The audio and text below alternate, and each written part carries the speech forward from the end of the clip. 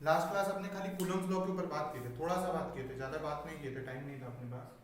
तो आज थोड़ा बात करेंगे उसके ऊपर, बहुत ज़रूरी है। लास्ट अपने एप्सिलॉन नॉट पे बात खत्म किए थे कि जो एप्सिलॉन नॉट होता है उसको क्या बोलते हैं, absolute permeability of free space. ठीक है, फ्री स्पेस का परमेबिलिटी बोलते हैं उसको, और उसका वैल्यू क्या था, 8.85 into 10 to the power minus 12 coulomb square per Newton meter square. Coulomb square per Newton meter square. Coulomb square plus Per Newton meter square, sorry. Newton inverse coulomb square metre to power minus 2, यही था ना। हाँ. याद रहना चाहिए, ऐसा confusion नहीं रहना चाहिए। ठीक है,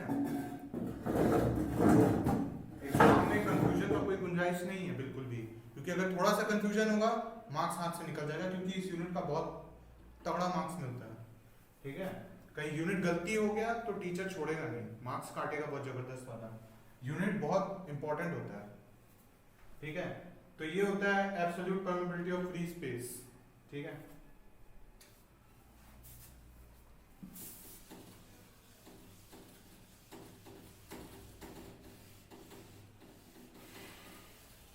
जो इक्वेशन था लास्ट में, जो कूलम्स लॉ से अपने डिराइव किए थे, फ्रॉम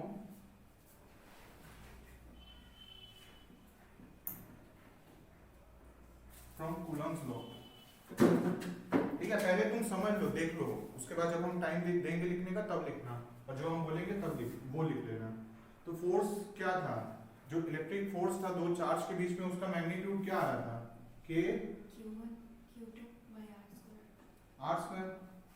के को अगर एक्सपैंड करते हैं तो 1/4 एप्सिलॉन नॉट लिखे थे, लेकिन इसके बाद अपने को और भी आगे बात करना है। ठीक है,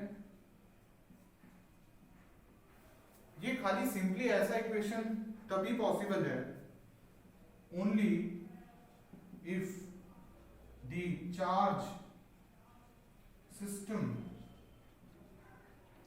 इज इन वैक्यूम और एयर। ठीक है, अगर जो चार्ज सिस्टम था उसको एयर में परफॉर्म करे, जब माने हवा में ऐसे नॉर्मली रख दिया, वैक्यूम में कोई मीडियम में नहीं है, तब ये जो है एग्जिस्ट करता है ऐसे फोर्स। लेकिन अगर मान लो तुम उस चार्ज सिस्टम को पानी में डाल दी, कोई एक ऐसा मीडियम जो एयर नहीं है, पानी में या ऑयल में या कुछ भी, तो उस केस में ये इक्वेशन मॉडिफाई हो जाता है। उस केस में जो मॉडिफिकेशन होता है वो खाली इसमें होता है। अब जो नया इक्वेशन होता है उसको अपने लिख देते हैं एफ मीडियम, एफ मेड, और ये इसको अपने लिख दिए एफ एयर, ताकि डिफरेंस समझ में आ जाए। ये हो जाएगा अपना 1/4 epsilon nought epsilon R Q1 Q2 upon R square, इसको बोलते हैं। और ये होता है permeability of a medium, relative permeability of a medium. ठीक है, या फिर इसको डाइलेक्ट्रिक कांस्टेंट भी बोलते हैं मीडियम का।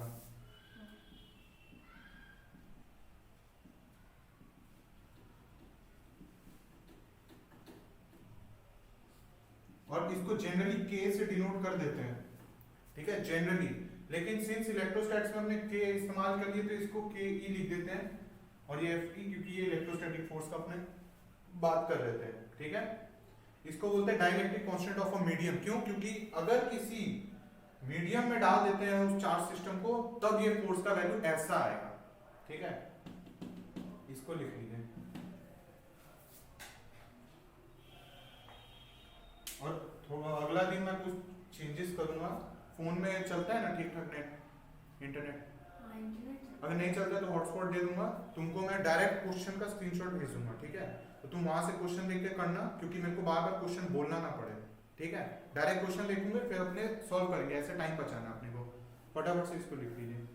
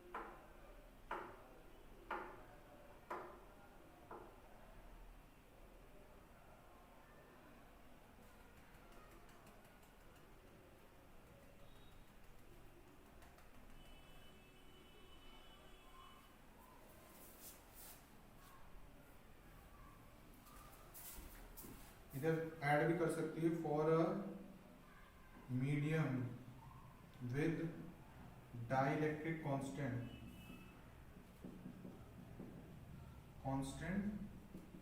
एप्सिलॉन आर और के, ठीक है। तब वो इक्वेशन मॉडिफाई होके ऐसा निकल के आता है, ठीक है।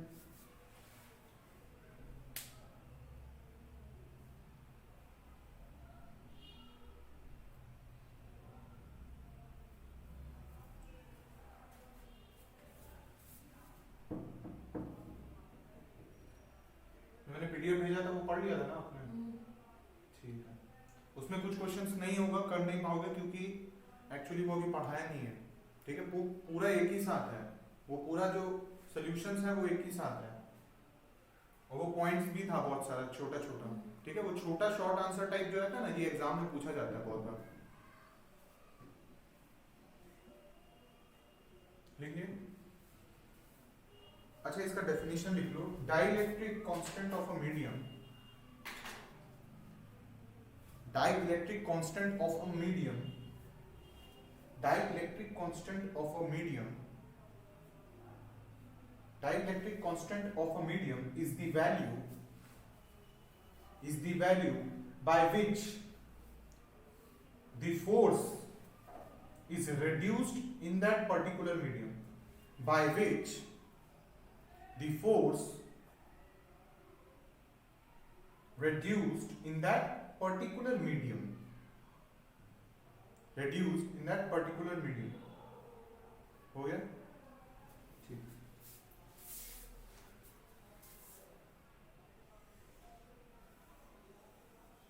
अब इसको थोड़ा एक्सटेंड करूंगा, ठीक है। अच्छा, एफ एयर तो अपने को देखने को मिल गया ना, क्या है? Q1 Q2 by 4 by epsilon naught r square।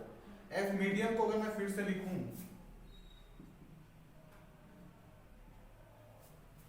1 by 4 pi epsilon naught epsilon r Q1 Q2 upon r square, where r is the distance between the two charges, ठीक है। तो इस, अच्छा, इन दोनों इक्वेशंस को, इस इक्वेशन को और इस इक्वेशन को ध्यान से देखो तो तुमको एक एक्स्ट्रा टर्म दिखेगा, वो है epsilon r। सो ये तो अपना क्या है, एफ एयर। सो फाइनली अपने क्या लिख सकते हैं इसको, एफ मीडियम जो है वो F air by epsilon not है, और अगर तुम डाइलेक्ट्रिक कांस्टेंट को के लिखती हो तो के आ जाएगा यहाँ पे, और इसको हम लिख दे रहे के, ठीक है। सो ये आ जाएगा। अभी यही तुमको मैंने पहले लिखाया कि डाइलेक्ट्रिक कांस्टेंट क्या मीडियम में, वो क्या होता है कि, अच्छा, जब किसी भी क्वांटिटी को किसी क्वांटिटी से डिवाइड किया जाता है तो क्या होता है, कम होता है ना वैल्यू, रिड्यूस्ड होता है ना।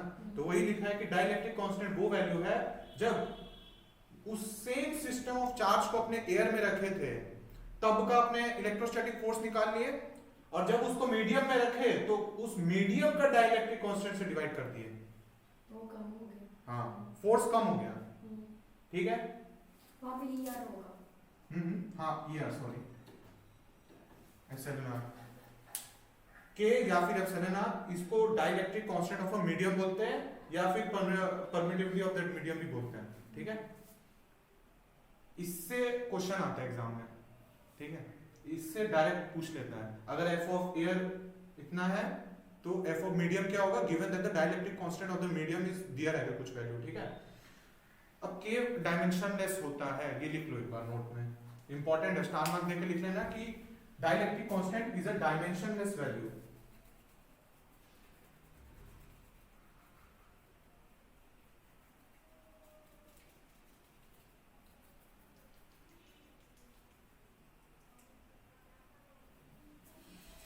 ठीक है, क्यों, उसका भी रीजन देख लेते हैं यहाँ पे।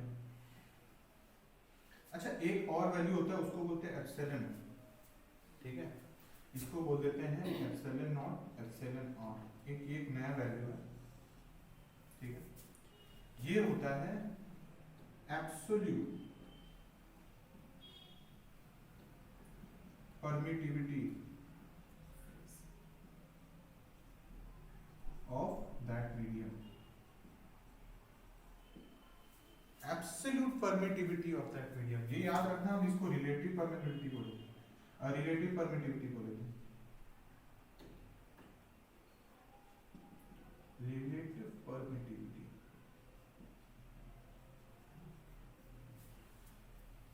ठीक है, अब साइलेंट आर को के से भी रिप्लेस कर सकते हैं, ठीक है, क्योंकि एग्जाम में इसमें क्वेश्चन पूछ लेता है, ठीक है, कभी कभी।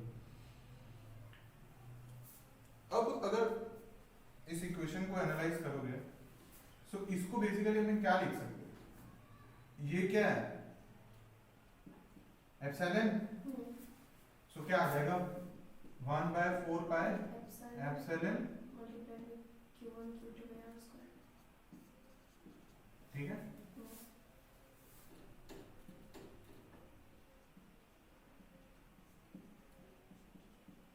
ठीक है, ये आ जाएगा, एंड ये डिफाइन किया जाता है, ठीक है। एप्सिलॉन नॉट तो कांस्टेंट वैल्यू अपने को पता है, absolute permittivity of free space, तो इसका यूनिट और इसका यूनिट सेम रहेगा,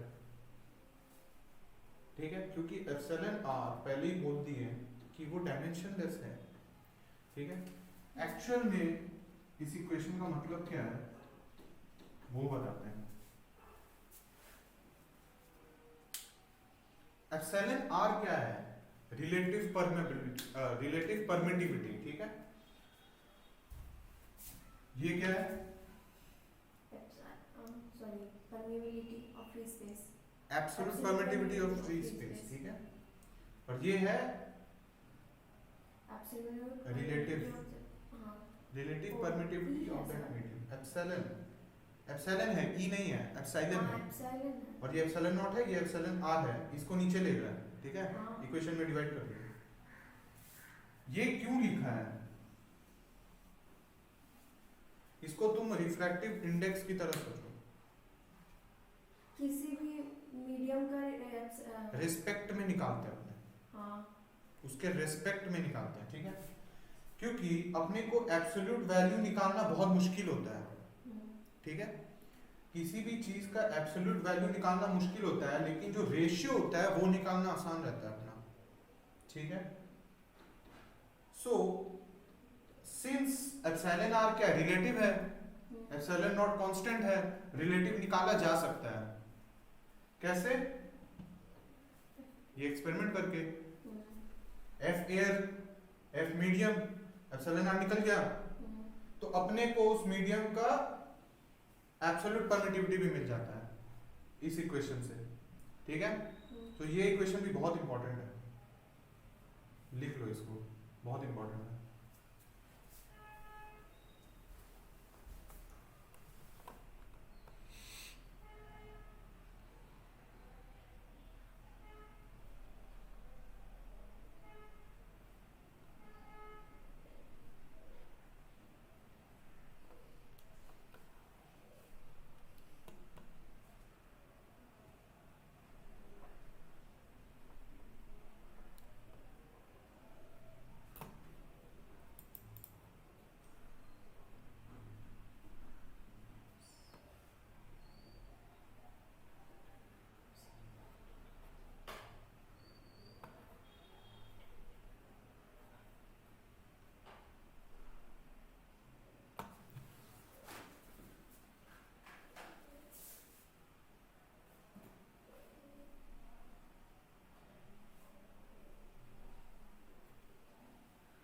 हो गया।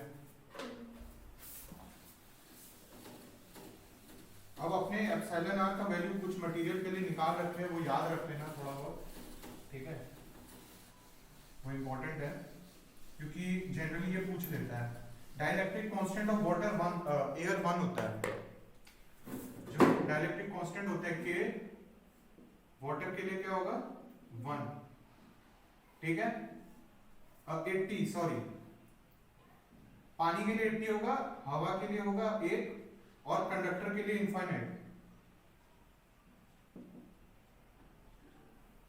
ठीक है, ये लिख लो, ये वैल्यू याद रखना। एंड डायमेंशनलेस यूनिट होता है के, ठीक है, इसलिए 81 और इनफाइनाइट लिखते हैं, कोई यूनिट नहीं लगाया बगल में, ठीक है।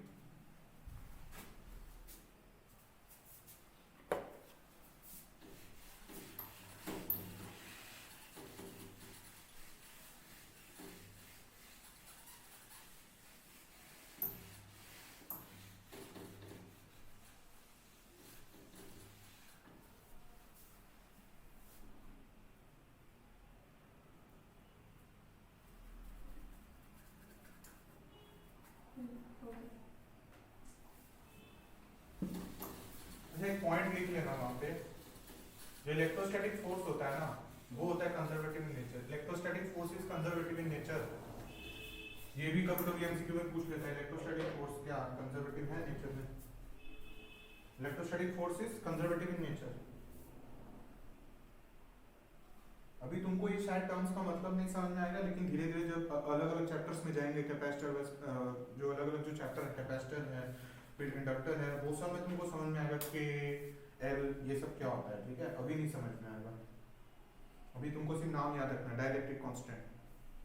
ठीक है, ये क्या है मीडियम का, जब अगर उसी सेम चार्ज सिस्टम को अगर किसी दूसरा मीडियम में रखते हैं तो वो वैल्यू है जो एयर का जो फोर्स था, इलेक्ट्रिक फोर्स था जब एयर में रखे थे, उसको डिवाइड कर वो करने से अपने को इलेक्ट्रोस्टैटिक फोर्स उस मीडियम का मिल जाता है। ठीक है,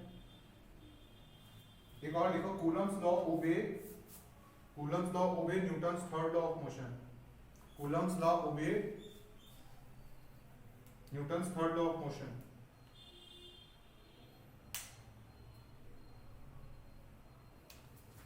यानी कि थर्ड लॉ ऑफ मोशन को सिंस ओबे करता है, सो जो F21 होगा वो माइनस F12 के बराबर होगा।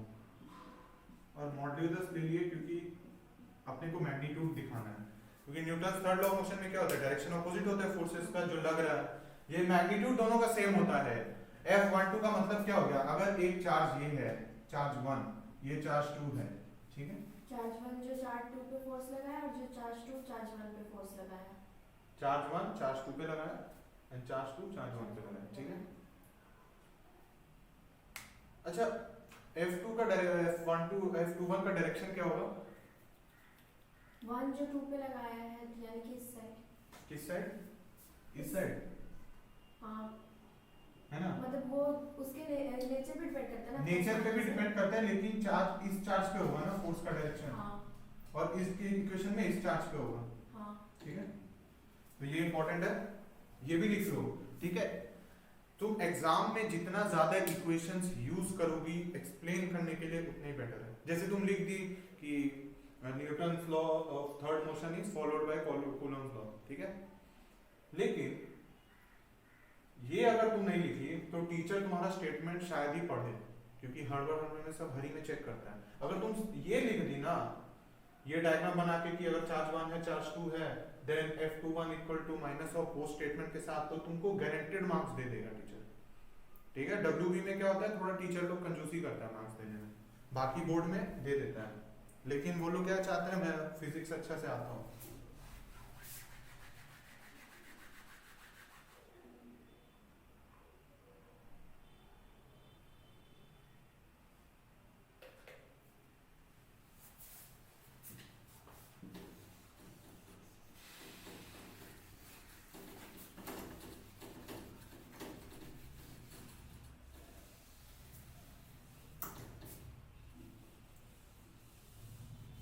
बाकी स्टूडेंट गए हुए गांव, आएगा नहीं, सिर्फ ऑनलाइन क्लास कर रहे हैं। बोलो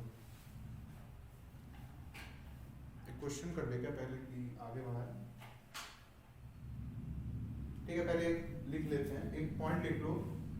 इन case of symmetrical charge distribution, in case of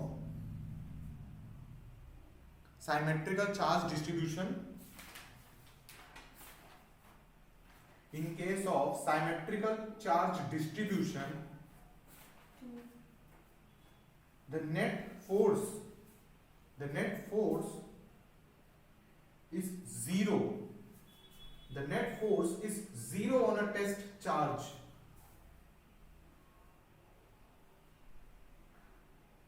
The net force on a test charge क्या होता है, जीरो। ठीक है, टेस्ट चार्ज क्या होता है पता है ना? टेस्ट चार्ज क्या होता है, एक ऐसा चार्ज जिसका मैग्नीट्यूड इतना छोटा है कि अगर उसको हम किसी चार्ज सिस्टम में इंट्रोड्यूस भी करते हैं तब भी कोई इफेक्ट नहीं आता है उस चार्ज डिस्ट्रीब्यूशन में। उस चार्ज डिस्ट्रीब्यूशन का जो भी क्वांटिटी जो वैल्यूज था, जैसे फोर्स हो गया या एनर्जी हो गया, कुछ चेंज नहीं होगा उसमें। ठीक है, उस टेस्ट चार्ज का मैग्नीट्यूड इतना छोटा होता है चार्ज का कि उस कोई इफेक्ट ही नहीं पड़ता, सिस्टम को लगता ही नहीं कि हाँ कोई आया भी है। ठीक है,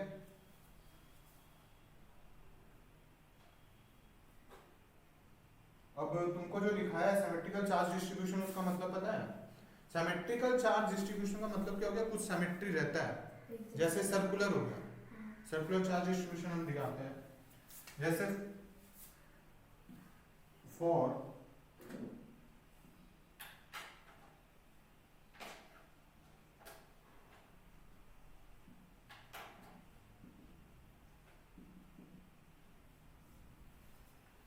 सर्कुलर चार्ज डिस्ट्रीब्यूशन, अब हम चार्ज को गोला गोला करके बार बार नहीं बनाएंगे, ठीक है, नहीं तो बहुत टाइम लग जाएगा, ठीक है।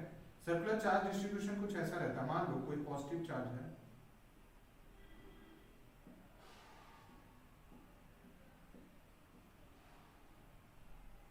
ये डिस्क्रीट पॉजिटिव पॉइंट चार्जेस है, ठीक है ना। इसका मतलब क्या होता है, छोटा छोटा प्लस प्लस चार्ज जो है सर्कल में है, ठीक है।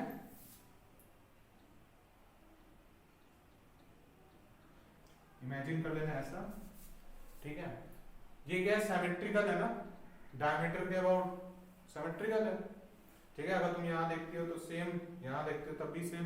तो इस केस में क्या होगा, जो लाइन ऑफ सिमेट्री है वो ऐसा कुछ रहता है, डायमीटर के अबाउट। सो अगर तुम इस पॉइंट पे अगर किसी टेस्ट चार्ज Q को रखती हो तो net force on Q will be 0, ठीक है। सिमेट्रिकल चार्ज डिस्ट्रीब्यूशन में जहां सिमेट्रिक का लाइन मीट कर रहा है वहां पे उस पॉइंट चार्ज को रखा तो उसमें जो नेट चार्ज फोर्स होगा इन सभी चार्ज, क्यों, अब मैं वो भी बताता हूं। ये चार्ज क्या करेगा, अपनी तरफ, मान लो ये नेगेटिव था, ठीक है, नेगेटिव टेस्ट चार्ज था, ठीक है। तो ये क्या करेगा, रिपेल करेगा, अट्रैक्ट करेगा अपनी तरफ ऐसे। उसी तरीके से सिंस ये सिमेट्रिकल है तो इसके बाद ये सिमेट्री लाइन होगा ना एक और, तो इसका मिरर इमेज जैसा जो ये होगा, ये चार्ज ये भी तो उसी मैग्नीट्यूड से खींचेगा, क्योंकि डिस्टेंस क्या है दोनों चार्ज से, सेम है, r है, r। जब तुमको पता है कि जो मैग्नीट्यूड है Q का वो है Q और इसका सबका मैग्नीट्यूड मान लो छोटा बड़ा Q प्लस Q करके है, ठीक है। Q Q Q Q Q पूरा भरती है, तो ये भी तो Q होगा ना, तो ये भी अपनी तरफ खींचेगा, ये भी अपनी तरफ खींचेगा, और जब खींच रहा है तो नेट फोर्स क्या हो जाएगा, 0 हो जाएगा ना, क्यों, क्योंकि जो फोर्स था वो प्रोपोर्शनल टू क्या था, Q1 Q2, product of the charges. Product of the charges क्या है, Q Q Q Q, जो कि सेम है। उसी तरीके से अगर अपने बात करें डिस्टेंस का, तो डिस्टेंस भी तो r ही है ना, r है, और दो इसका मतलब क्या, जो वैल्यू ऑफ फोर्स आएगा वो क्या आएगा, सेम आएगा।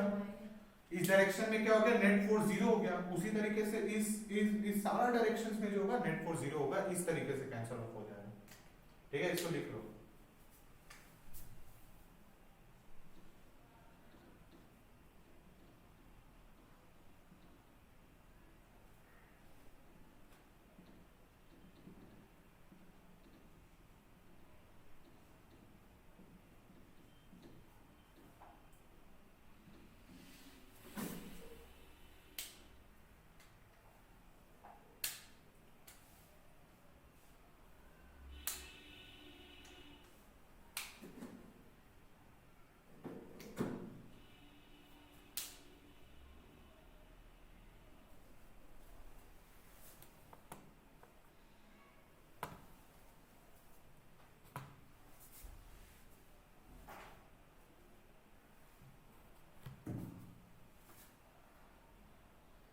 उसी तरीके से बहुत सारा चार्ज सिस्टम बनाया जा सकता है, जैसे स्क्वायर हो गया, स्क्वायर भी है।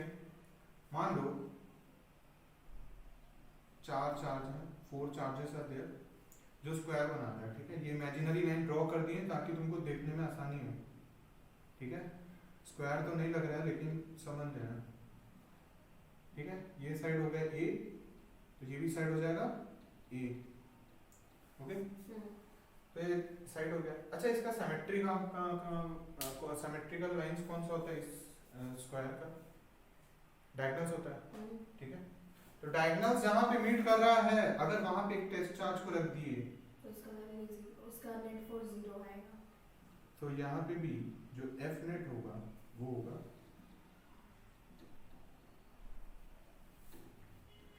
F net on Q is equal to 0, यहाँ पे भी एक लिख लेना कि F net on Q is equal to 0 और ये बॉक्स कर लेना, बहुत जरूरी है। लेकिन ये भी याद रखना सारा चार्जेस को क्यू होना ही पड़ेगा, ठीक है, सेम चार्ज होना पड़ेगा, सभी को सेम चार्जेस होना पड़ेगा। क्यों? क्योंकि प्रोडक्ट ऑफ द चार्जेस पे डिपेंड करता है। नाउ लेट अस अज्यूम, ठीक है, ये हो गया, ठीक है, ये पहले लिख लो फिर अजम्पशन लिखवा देते हैं।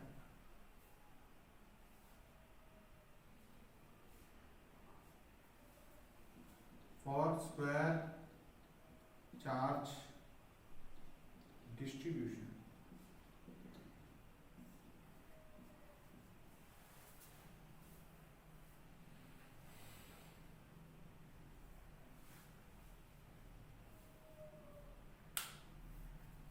ठीक है, हम तुमको तरीका सिखाएंगे कैसे करना है, ठीक है, हर एक चीज को नोट डाउन नहीं किया जा सकता है। जैसे ये है, इसको नोट डाउन करना जरूरी है, ये है, इसको नोट डाउन, लेकिन कुछ कुछ ऐसा पैरामीटर्स होता है जिसको बताना ही पड़ता है और बहुत लोग नहीं बताता है। जैसे मान लो हो गया ना, ठीक, अगर मान लो ये 2q कर दिए, इस चार्ज को दिख रहा है ना, अगर इसको 2q किए तब क्या होगा, और ये दोनों पॉजिटिव चार्ज है, ठीक है, ये तीनों ही पॉजिटिव चार्ज है, ऑब्वियसली ये q है तो 2q भी तो पॉजिटिव ही होना है, ठीक है, ये क्या करेगा, रिपेल करेगा, ठीक है, f ऑफ 2q, और ये क्या करेगा, ये भी रिपेल करेगा, पर 1q का चार्ज तो बच ही जाएगा ना। एग्जैक्टली, चार्ज नहीं बचेगा, फोर्स बच जाएगा, फोर्स एक्सेसिव होगा ना। हाँ। जो इसका फोर्स होगा f ऑफ 2q क्या होगा, वो 2 टाइम्स f ऑफ q होगा ना। अभी समझा देते हैं वो भी।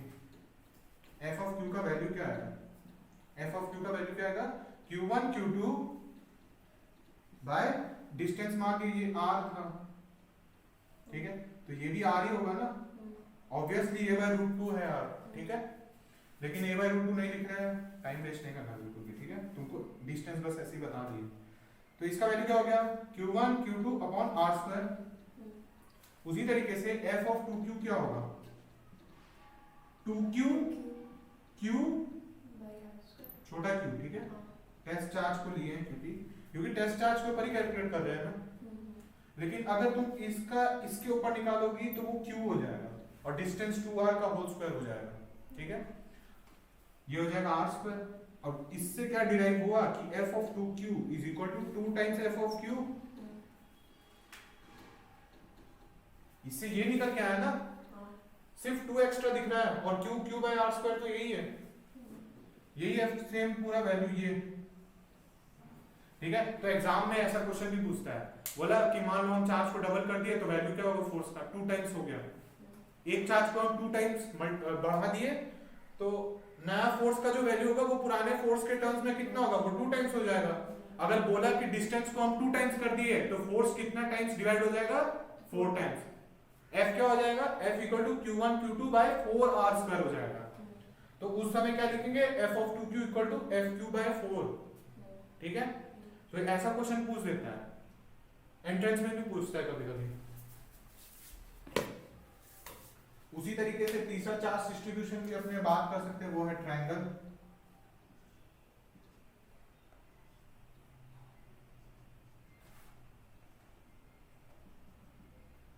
अब तुम बताओगे, ठीक है, ये Q है, ये Q है, ये Q है। सिमेट्री पॉइंट कौन सा होगा एक बार बताना, बीच में, किधर बीच में, ट्रायंगल के बीच में,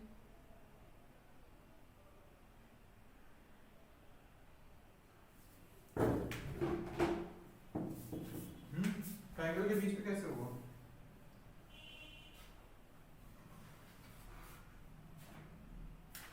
तुम कुछ बोल नहीं सकती हो, ठीक है, क्यों, क्योंकि मैंने अभी तक तुमको सजेस्ट ही नहीं किया पैरामीटर्स। पैरामीटर सजेस्ट किया है क्या वैल्यू का साइड होगा, अगर मैंने a बोला तो ये a बोला है, नहीं कुछ बोला है, ठीक है। इसमें तो मैंने बोला ना पूरा स्क्वायर है, ये सर्कल है, ये तो मैंने बस एक जनरल ट्रायंगल बोल दिया। अब ये होगा इक्विलैटरल ट्रायंगल,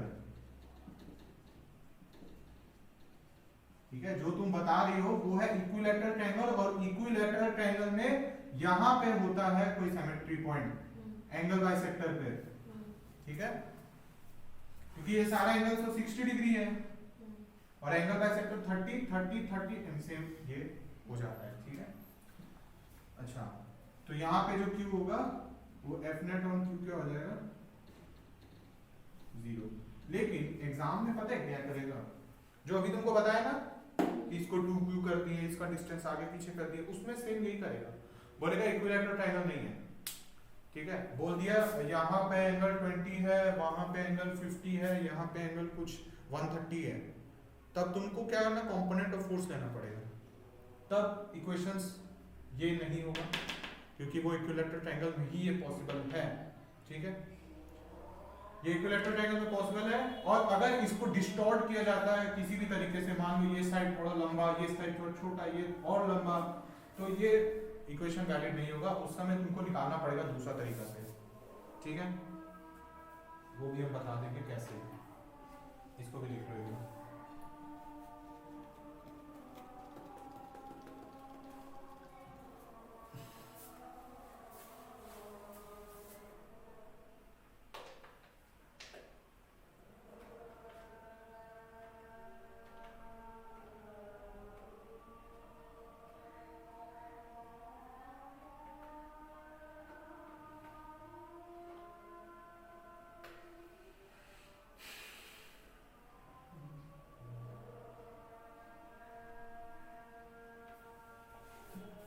हो गया ना। अच्छा, अब यहाँ पे देखो मल्टीपल चार्ज सिस्टम है, क्योंकि एक चार्ज तो है नहीं, कहीं में 5 चार्ज है, किस में 4 है, किस में पता नहीं कितना चार्ज होगा। तो इन सब केसेस में क्या होता है ना कि तुम एक चार्ज से देख के नहीं बता सकती। जैसे इस केस में देखो, इस केस में क्या तुम इस चार्ज और इस चार्ज के बलबूते पे बोल सकते हो एफ नेट 0 होगा? पूरा का देखना पड़ेगा ना। इस केस में क्या है, हर एक चार्ज को अलग अलग एनालाइज करना पड़ेगा कि क्या कैंसिल हो रहा है या नहीं हो रहा है। तो इस केस में अपने जो है सुपरपोजिशन प्रिंसिपल यूज करते हैं, ठीक है। सुपरपोजिशन प्रिंसिपल के बारे में ये सब बहुत बेसिक चीज है, ठीक है, ये सब आना चाहिए। आता है ना, पढ़ेगा ना थोड़ा सा।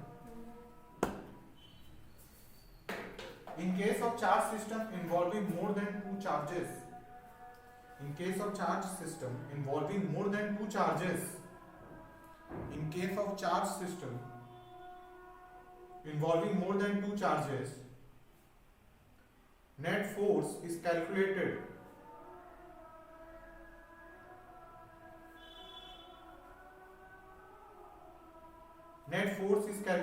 by the vector sum of the force. Net force is calculated by the vector sum of the force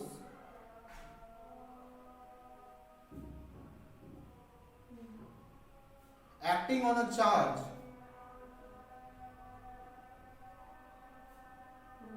due to the charges, acting on a charge due to the charges by adding them vectorially.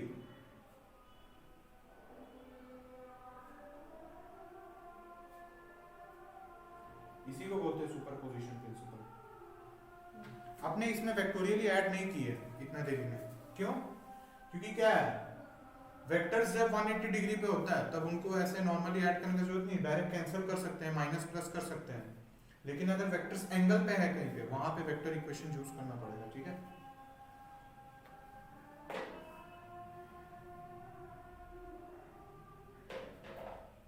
Gravitation की होता है सभी, gravitation और इसका equation same है, almost similar है। उसमें g m1 m2 by r square था और इसमें क्या है k q1 q2 by r square, ठीक है।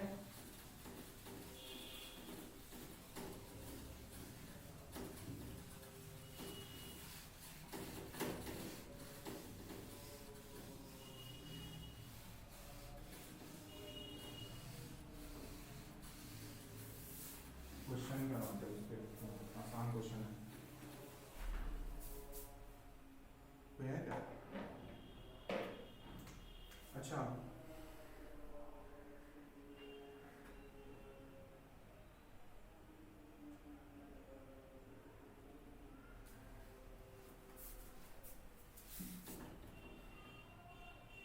दो चार्जेस हैं, ठीक है, क्वेश्चन है, ठीक है, तो चार्ज दे रखा है, मास m है, चार्ज q है, दोनों का, ठीक है, जो ग्रेविटेशनल कांस्टेंट है वो g दे रखा है, ठीक है, बोल रखा है the system is in equilibrium,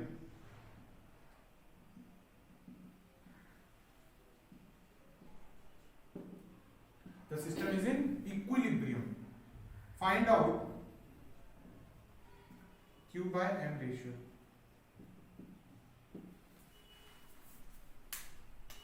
ये निकालना है दोनों वैल्यू।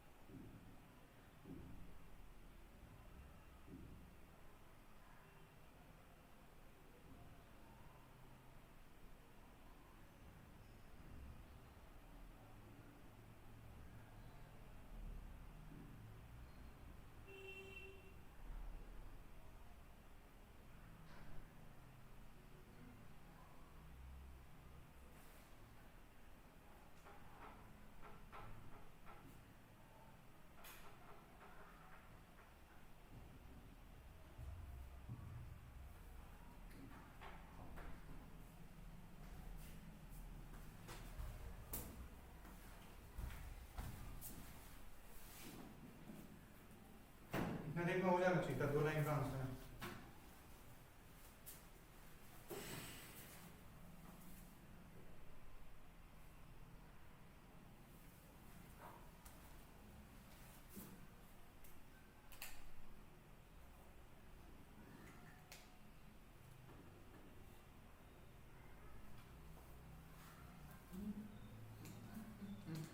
हो गया,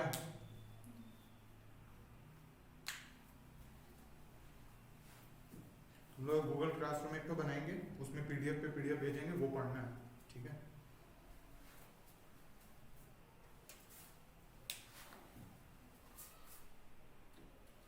Q by M रेशियो, ठीक है। जब भी फिजिक्स का क्वेश्चन करना है तो उसका भी हम तरीका बताते हैं कैसे करना है। जितना क्यों मेरे को उतना दिखाओ पहले, कॉपी ना, वैल्यू निकाल रहे हैं। अरे कोई बात नहीं, वैल्यू का बात नहीं है।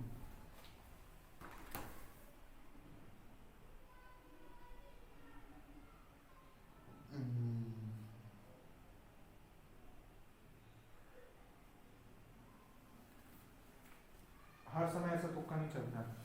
देखो ये क्वेश्चन ही ऐसा है ना, तीन चीज सबसे पहले ध्यान में रखना पड़ेगा। बोल रखा है कि मास सेम है, चार्ज सेम है, सिस्टम इक्विलिब्रियम में है, और बोल रखा है कि क्यू बाय एम रेशियो निकालना है, ठीक है। सबसे बड़ा गलती तुम विजुअलाइज ही नहीं की कि ये अब होगा क्या। दो चार्ज को जब रखें, दोनों के बीच में डिस्टेंस आर मान लिया, जूम कर लिए, ठीक है। जब कुछ नहीं दिया हो, बोला ही नहीं कि डिस्टेंस कुछ है, तो आर मान ली, ठीक। और वैसे भी तुम डिस्टेंस के बिना कैसे गई, मान लिए थे अपने से। हाँ। सो अब क्या दिमाग में आना चाहिए कि जब बोल रखा है ग्रेविटेशनल कांस्टेंट जी दे दिया है, जी मतलब जी को हाथ दिमाग नहीं लगाना है, जी दे दिया है क्वेश्चन में। जब क्वेश्चन में दिया रहता है ना, उसको कभी चेंज नहीं करना चाहिए। जी दिया है तो तुमको जी निकालना नहीं है, वो जी दिया है तो मतलब जी ही लिखना है सब जगह, ठीक है। आर बोला है तो आर लिखना है, क्यू बोला है तो क्यू लिखना है, एम लिखना है तो एम बोला है तो एम लिखना है। लेकिन तुम उन कांस्टेंट्स का वैल्यू क्यों पुट कर रहे हो?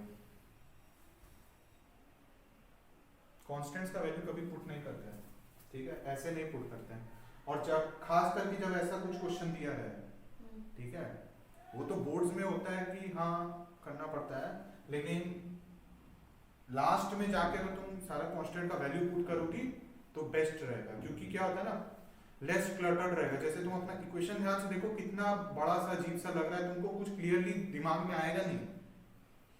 सबसे पहले क्या करना पड़ेगा, एनालाइज करना पड़ेगा कि होगा क्या। जैसे ही दो चार्ज को पास में लाए, इलेक्ट्रोस्टैटिक फोर्स लगेगा। चार्ज दोनों सेम दिया है तो क्या करेगा, रिपेल करेगा। ये तो तुम सोची नहीं होगी। रिपेल किया, Fe लिखी, ठीक है, जीरो कहां हुआ? तुमको चार्ज बाय मास रेशियो निकालना है। आप देखो, मास और ग्रेविटेशनल कांस्टेंट दिया है, इसका मतलब क्या, ग्रेविटेशनल फोर्स को भी इंक्लूड करना है। तो ग्रेविटेशनल फोर्स क्या अट्रैक्टिव होता है हमेशा, ये अट्रैक्ट करेगा। वो भी सेम कूलम्ब जैसे ही है, भाई भाई है दोनों, बस उसमें कांस्टेंट्स का डिफरेंस है और मास का डिफरेंस है। अब इतना कुछ पहले आना चाहिए दिमाग में, अगर इतना नहीं आया, you have already failed the exam. तुम्हारा कभी सही आंसर निकलेगा ही नहीं अगर तुमको थोड़ा सा भी क्वेश्चन में घुमा दिया तो। जैसे तुम Fg/Fe कर दी बिना सोचे समझे, बस तुमको फॉर्मूला पता है, वैल्यू पुट की, नहीं ऐसा हो जाएगा, नहीं वैसे नहीं होता है। जैसे इसको लाए, चार्ज को लाए, इधर लाए, तो ऐसा ऐसा कुछ हुआ, कहानी हुआ। अब उसके बाद तुम बोलो कि हाँ चार्ज सेम है, डिस्टेंस सेम है, तो नेट फोर्स तो जीरो होगा पूरा चार्ज सिस्टम पे। इन दोनों, ये दोनों कहीं मूव ही नहीं करेगा, और एग्जैक्टली ये दिया हुआ है, इसीलिए बोला सिस्टम इज इन इक्विलिब्रियम, और तभी तुम उस रेशियो को कर पाए। और अगर तुमको बोल देता ना कि सिस्टम इक्विलिब्रियम में नहीं है, तब तुम ये कर ही नहीं सकते थी कभी। इसका मतलब इन फोर्सेस में से कोई ऐसा फोर्स है जो डिसबैलेंस्ड है, जो बैलेंस नहीं है, और जो बैलेंस नहीं है उसी डायरेक्शन में ये पूरा सिस्टम मूव करेगा। जहां पे मतलब फोर्स ज्यादा है या कम है वो डिपेंड करता है, लेकिन इक्विलिब्रियम दे दिया है, मतलब क्या, इलेक्ट्रोस्टैटिक फोर्स बैलेंस है और ग्रेविटेशनल फोर्स भी बैलेंस है। इसका मतलब F net on each body is zero. F net on each body is zero, as well as the entire charge system will be at zero. Equilibrium का मतलब ही यही होता है कि बॉडी या तो मूव करता है, वो कांस्टेंट वेलोसिटी से मूव करता है जिसका चेंज इन वेलोसिटी जीरो होता है, या तो वो रेस्ट पे रहता है। तो अगर बोल दिया इक्विलिब्रियम पे तो ये रेस्ट पे है।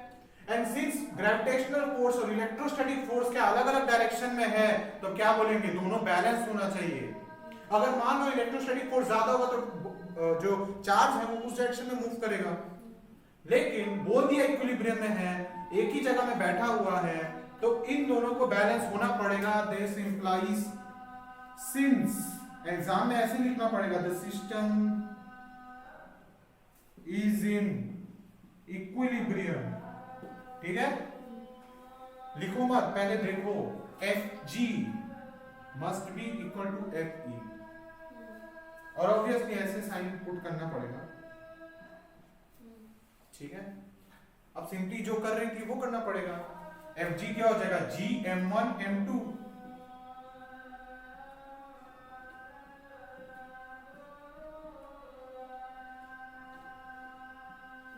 this is the scene, right?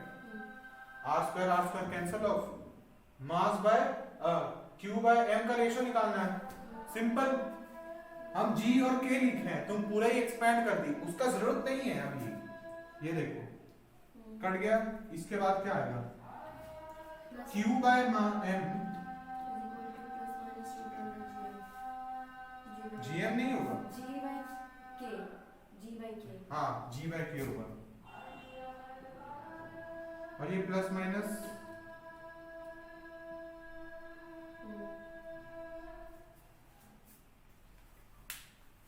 अच्छा ये प्लस होगा कि माइनस होगा? माइनस को नहीं कंसीडर करेंगे क्योंकि चार्ज क्यू पहले से दे रखा है, और अगर नेगेटिव चार्ज बोल देते तो ये माइनस पहले से आ जाता।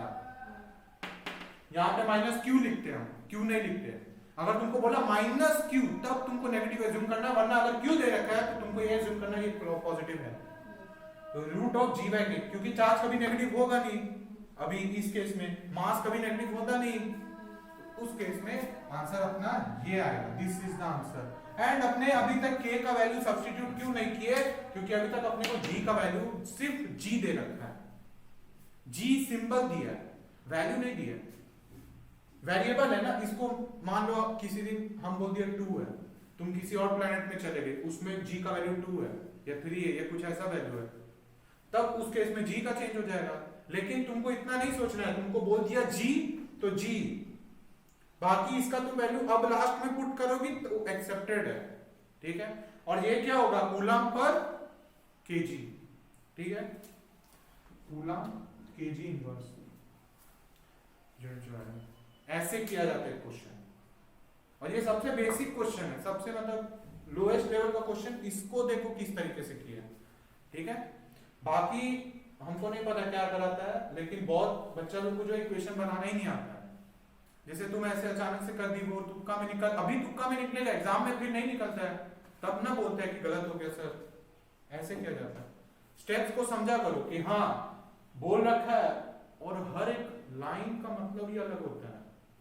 जैसे अगर तुम ये नहीं पढ़ रही होती तो तुमको पता ही नहीं चलता कि वो बॉडी रेस्ट पे है या नहीं है, ठीक है। इतना बात समझ में आया? यहाँ पे इक्विलिब्रियम के बगल में लिख देते हैं बॉडी एट रेस्ट और मूव्स एट कांस्टेंट वेलोसिटी। का मतलब क्या हो गया? चेंज इन वेलोसिटी जीरो होता है। चेंज इन वेलोसिटी कांस्टेंट मतलब ये 2 मीटर पर सेकंड से चल रहा है, तो 2 ही मीटर पर सेकंड से चल रहा है अभी भी चेंज के बाद, ठीक है।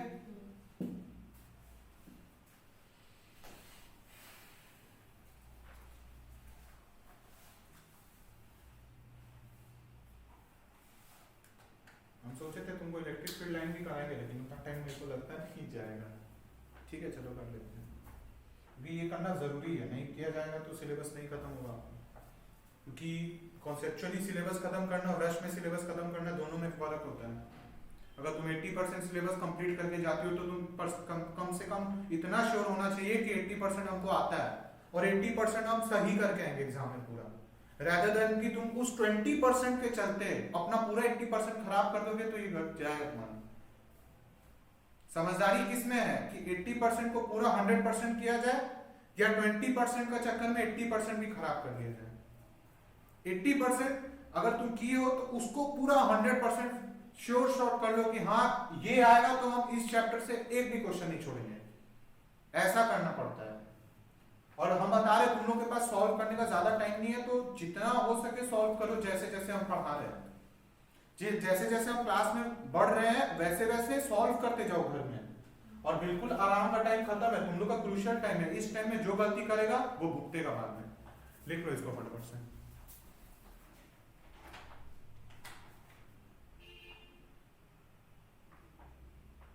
घर जाके ये वाला नोट्स वापस से पढ़ना पड़ेगा, और ऐसा नहीं कि एक बार पढ़ लिया हो गया, बार बार रिवाइज करना पड़ता है चैप्टर को।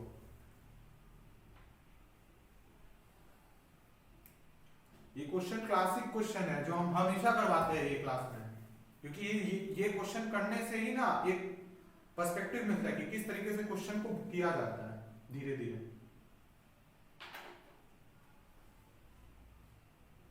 क्योंकि अगर एक सीढ़ी में चढ़ना होता है तो एक एक सीढ़ी करके चढ़ा जाता है, और ज्यादा एक्सपर्ट हो गए तो 2 या 3 सीढ़ी एक बार में स्किप कर सकते हो, लेकिन स्टेप बाय स्टेप जाना ही पड़ता है। अगर वो नहीं किया जाएगा तो क्वेश्चन नहीं होगा।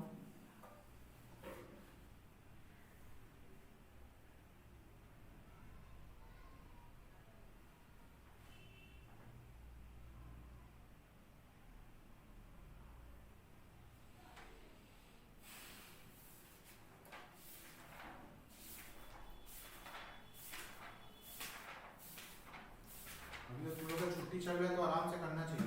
मेरा ऑनलाइन क्लास है, और अभी हमको क्लास पीछे करना पड़ा क्योंकि मेरा एग्जाम है 6 बजे कॉलेज में, फिर से अभी एग्जाम देना है, फिर क्लास चलते रहता है, तो आना मैनेज करना मुश्किल है, लेकिन फिर भी मैनेज हो रहा है तुम लोग का।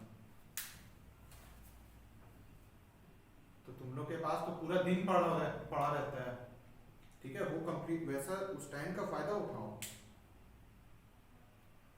और ये टाइम ऐसा है कि अगर गलती कर दिए तो हो जाएगा, जिंदगी भर पछतावा रहेगा कि क्यों नहीं हुआ।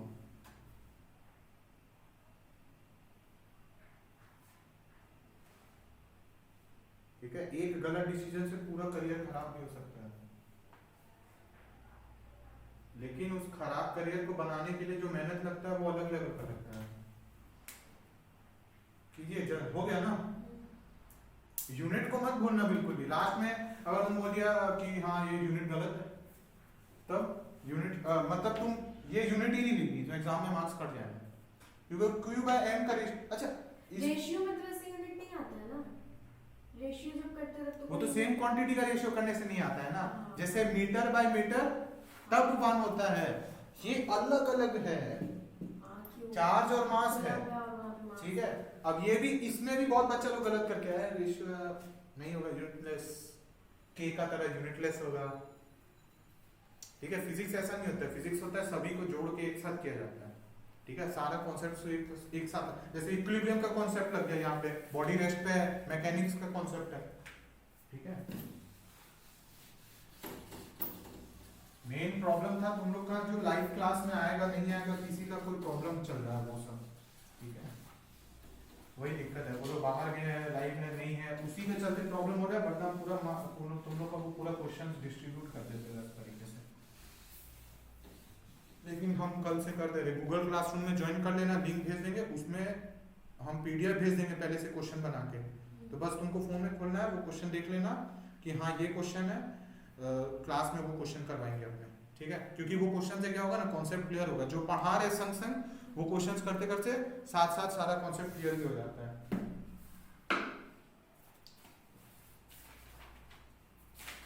इसके बाद कौन सा क्वेश्चन करना है,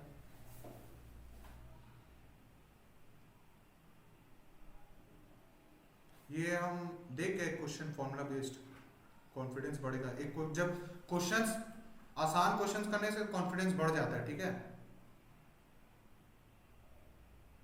two equal point charges are 1 centimetre, यही तो दिक्कत है। यहाँ पीडीएफ में क्वेश्चन दिखा हुआ लेकिन हमको लिखना पड़ेगा, ठीक है। हम बता दे रहे हैं 2 चार्ज है, ठीक है। अभी तक खाली 2 ही चार्ज को लेके बात कर रहे हैं, मल्टीपल चार्ज आएगा तो क्या यूज करेंगे, फॉर्मूला तो यही होता है ना, फॉर्मूला तो यही। मल्टीपल चार्ज सिस्टम में क्या करते हैं, थोड़ा देर पहले लिखाए थे, देखेंगे कि कौन चार्ज कितने हैं और एक दूसरे को काट नहीं रहा है, तो उसके बाद ही ना आगे बढ़ेंगे। वो नहीं, तो प्रिंसिपल लिखा थे थोड़ा देर पहले। हाँ, इनके सब ऐसे नहीं बोलना है, ये तो तुम्हारा मेथड है सॉल्व करने का। जब भी तुमको कोई बोले हाँ हम मल्टीपल चार्ज सिस्टम ले, तो क्या करोगे, तुम बोलोगे यूज सुपरपोजिशन प्रिंसिपल। इस पोजीशन सुपरपोजिशन प्रिंसिपल में क्या होगा कि वेक्टोरियली ऐड करना पड़ेगा सारा वेक्टर्स को, अलग अलग जितना भी वेक्टर्स रहेगा, ठीक है। अभी इसके बाद वही क्वेश्चन करवाएंगे, तब पूरा क्लियर हो जाएगा, ठीक है। अच्छा, बोल रखा है 2 point charges, 2 equal point charges are 10⁻³ coulomb, दोनों का चार्ज q है, ठीक है। Distance between them is r, distance between में r, ठीक है। Dielectric constant of medium k equal to 5 दे रखा है, ठीक है। डायमेंशन लेस होता है, एंड जो चार्ज का वैल्यू है वो है 10⁻³ कूलम, ठीक है। r का वैल्यू दे रखा है 1 मीटर, ठीक है। अच्छा, एक काम करना ना, मेरे को आंसर जो है q और r के टर्म्स में ही देना, ठीक है। ये वैल्यू हटा दे रहे हैं, बस k का वैल्यू पुट करना, ठीक है। हमको चाहिए f ऑफ एयर और f ऑफ मीडियम। क्वेश्चन करो मत, संग संग आंसर बताओ, 1 सेकंड में, 1 सेकंड में आंसर बताओ। f ऑफ एयर होगा 1 बाई, वो पूरे में बताइए, k q1 q2 करके बोल दो, k में बता दो ना, k का जो ये वाला k का जरूरत अभी है भी नहीं f ऑफ एयर में, हाँ, और उसमें है, उसमें सिर्फ बट्टे में 5 आ जाएगा, हाँ ये सही है, ठीक है। इसका लिख लो आंसर, तुम बस डायरेक्ट आंसर लिख लो अपना उसमें, ठीक है। ये क्वेश्चन से क्या होगा, तुमको रिफ्रेश हो जाएगा पिछला कि हाँ के भी पढ़े थे, कुछ होता है। लेकिन यहाँ पे क्वेश्चन कुछ और तरीके से दिया हुआ है, ठीक है। जैसे यहाँ पे पार्ट 1 एफ एयर है, पार्ट 2 है एफ मीडियम। तो पार्ट 1 में क्या बोला, find the interaction force between the point charges. Interaction force मतलब वही इलेक्ट्रोस्टैटिक फोर्स एयर में। लेकिन अगर तुमको मीडियम का बोलेगा तो बोल दिया होगा net force on any of the charge. Net force बोला है जब मीडियम में रखने के बाद के का वैल्यू सब्स्टिट्यूट करके निकाला जाता है, ठीक है। तुम टेंशन मत लो, घर जाकर तुम क्वेश्चन का सब पीडीएफ भेज देना।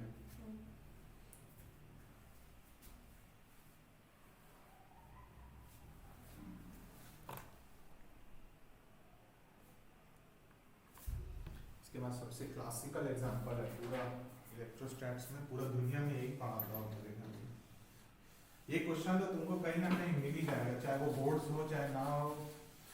हर एक कोचिंग में ऐसा कोई ना कोई एग्जांपल तो उठ के आ ही जाता है। लेकिन हम वन स्टेप फर्दर किए थे उसको, चले कोई बात नहीं, ठीक है। हम इससे देख के करेंगे। ये वाला है दे रखा है, ठीक है।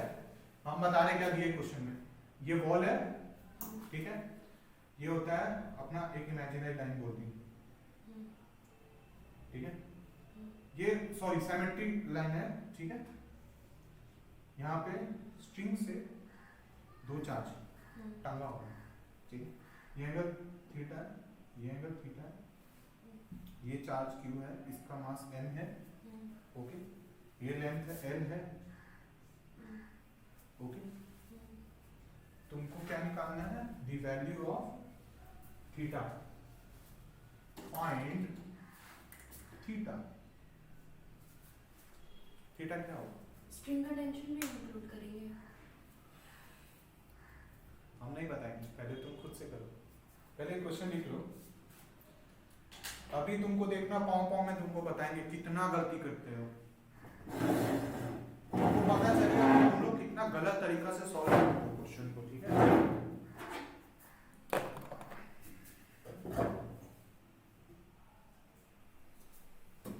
ये क्वेश्चन इसमें भी है, लेकिन हमको वो पीडीएफ बनाना पड़ेगा। हम चाहते नहीं इतना मेहनत करें, वैसे बना दे रहे हैं अभी, क्योंकि पूरा क्वेश्चन लिखेंगे तो 1 घंटा उसी में निकल जाएगा मेरा।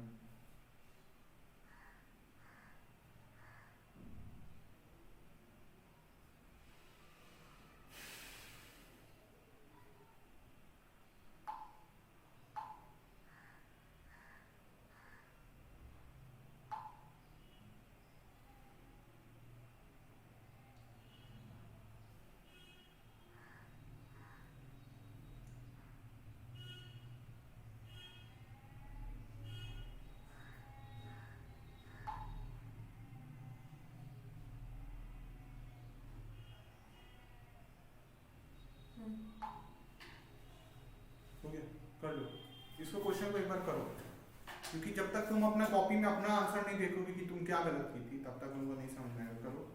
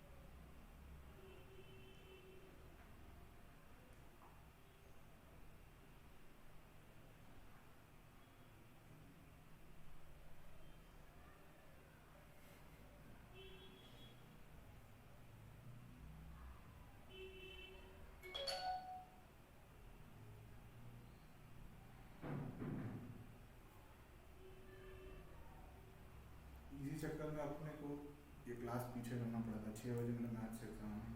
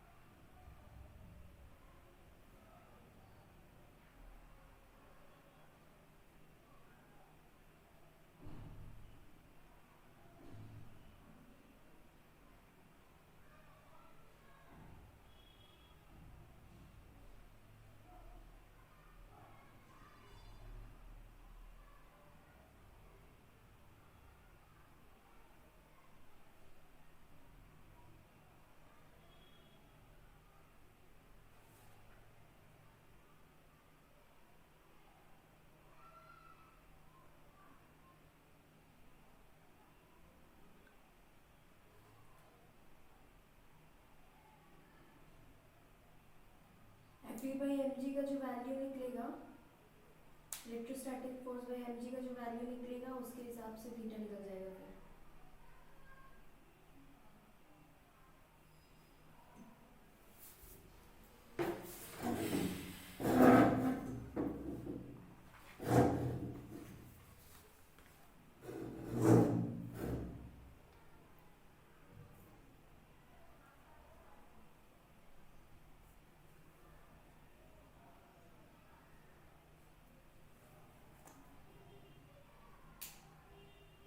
हाँ ये सही है, आंसर तो सही है, लेकिन और भी कुछ बताना है, सिर्फ आंसर निकालने से नहीं होता है, ठीक है,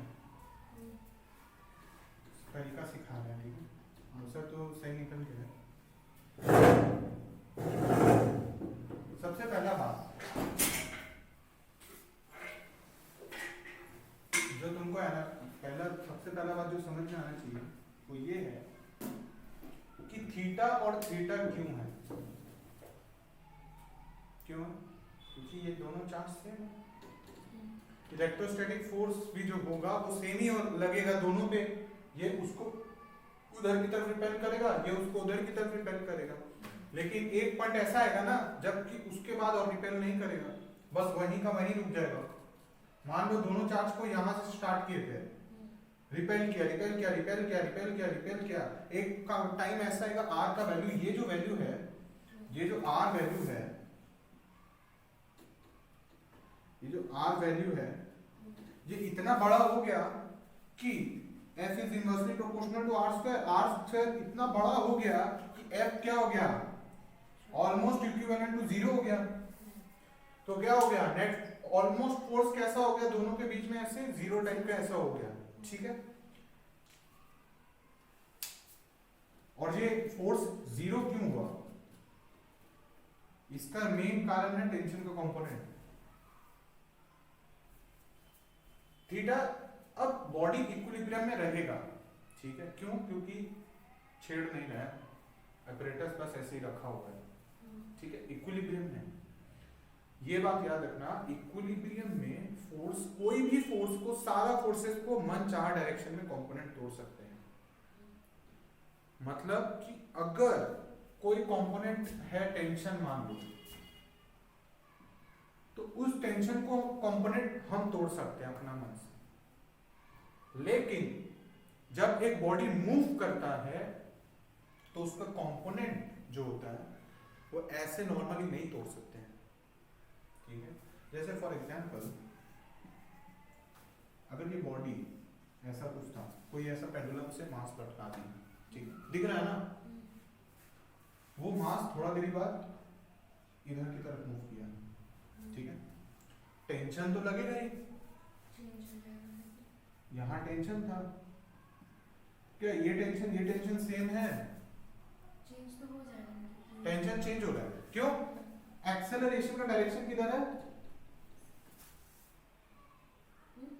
एक्सेलरेशन का डायरेक्शन कौन सा है? इस डायरेक्शन में है, जरूरी नहीं है, ठीक है, क्योंकि अगर मान लो यहाँ पे टी साइन थीटा ऐसे लग रहा था, मान लिए, और बॉब ऊपर की तरफ जा रहा था, और एक ऐसा पॉइंट आया कि बॉब यहाँ पे रेस्ट पे आ गया, तो एक्सेलरेशन तो इस डायरेक्शन में है ना, लेकिन बॉडी का फोर्स उल्टा डायरेक्शन में है, बॉडी पे जो फोर्स लग रहा था वो उल्टा डायरेक्शन में है ना। तो उस केस में तुमको ये भी हम प्रूव कर दिए कि एक्सेलरेशन के डायरेक्शन में हमेशा वो नहीं रहता है, ठीक है, फोर्स नहीं लगता है, लेकिन फोर्स हमेशा पता है किस डायरेक्शन में लगता है, चेंज इन मोमेंटम में, rate of change of momentum का डायरेक्शन में फोर्स चेंज होता है। माने जिस डायरेक्शन में वेलोसिटी है, जिस डायरेक्शन में बॉडी मूव कर रहा है, उस डायरेक्शन में नेट फोर्स कुछ लग रहा है।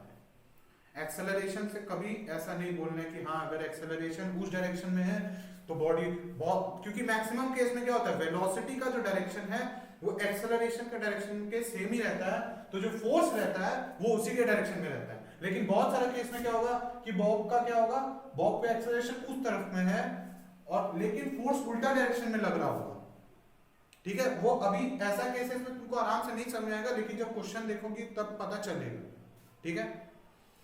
अब इस केस में हम तुमको क्या समझा रहे हैं कि जो कंपोनेंट होता है वो ऐसे आराम से नहीं तोड़ सकते हैं। मान लो कि बॉल इधर से इधर आ गया तो एक्सेलरेशन का डायरेक्शन क्या है, इस डायरेक्शन में, लेकिन mg भी तो इधर है ना, mg को नहीं भूल सकते। सो हम इसको एक सेकंड के लिए मिटा रहे हैं।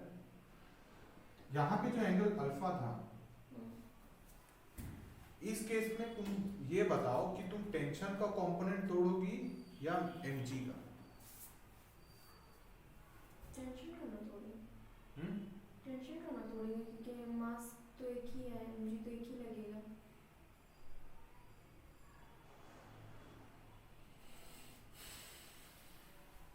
यही सबसे बड़ा गलती होता है, ठीक है, हम बताते हैं क्यों। ध्यान से समझना इस बात को, ये मैकेनिक्स का कॉन्सेप्ट है, अभी नहीं समझ पाया, 11 में नहीं सोच समझा होगा, कोई बताया ही नहीं होगा। फर्स्ट ऑफ ऑल टेंशन कभी नहीं टूटता इस केस में, क्योंकि बॉडी मूव कर रहा है एक्सेलरेशन के डायरेक्शन में, ठीक है। जब भी बॉडी मूव कर रहा है तो जो टेंशन या कोई भी ऐसा फोर्स कि इसका कंपोनेंट तोड़ना है, पहले हम तुम टेंशन का बोल रहे हो ना, टेंशन का इस डायरेक्शन में कंपोनेंट क्या होगा?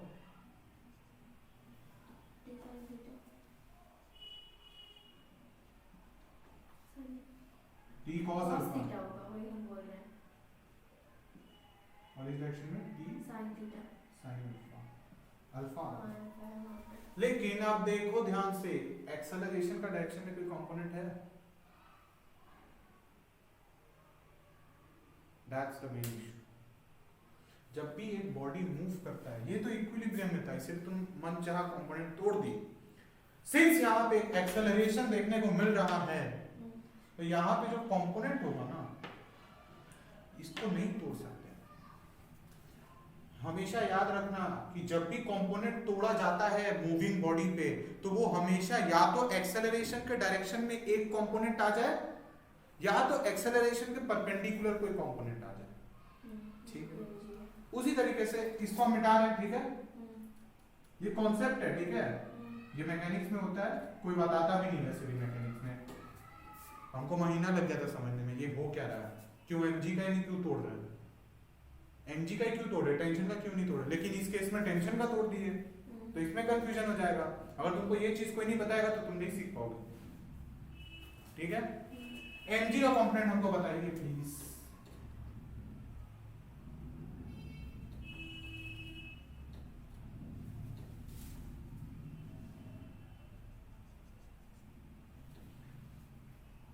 अगर तुमका एंगल निकालने में दिक्कत हो रहा है ना कि कंपोनेंट किस डायरेक्शन में, तो ऐसे तोड़ दो, ठीक है। ये अल्फा है, ये भी अल्फा होगा, तो इस डायरेक्शन में क्या है, mg cos अल्फा, जो कि अलोंग टेंशन होगा, ठीक है। डायरेक्शन तुमको एक्चुअली मैं टेढ़ा लाइन बना दिया, सॉरी, ऐसा कुछ होगा, ठीक है। एंड एक कंपोनेंट देखो, it is along the direction of acceleration, वो एक्सेलरेशन डायरेक्शन ऑफ एक्सेलरेशन नहीं होगा, तुमको थोड़ा डिस्टॉर्टेड लग रहा है अभी, लेकिन वो एक्सेलरेशन के डायरेक्शन में होगा। और देखो एक्सेलरेशन के परपेंडिकुलर mg cos अल्फा आ गया। तब अब तुम जब इक्वेशन को बैलेंस करने की कोशिश करोगे तब कैसे होगा, सिंस ये बॉडी धागा तोड़ के तो गया नहीं, स्ट्रिंग तोड़ के गया नहीं, तो मतलब mg cos अल्फा और टेंशन क्या हो रहा होगा, बैलेंस। लेकिन सिंस बॉडी एक्सेलरेशन के डायरेक्शन में मूव कर रहा है, तो ये mg sin अल्फा इसका रीजन होता है।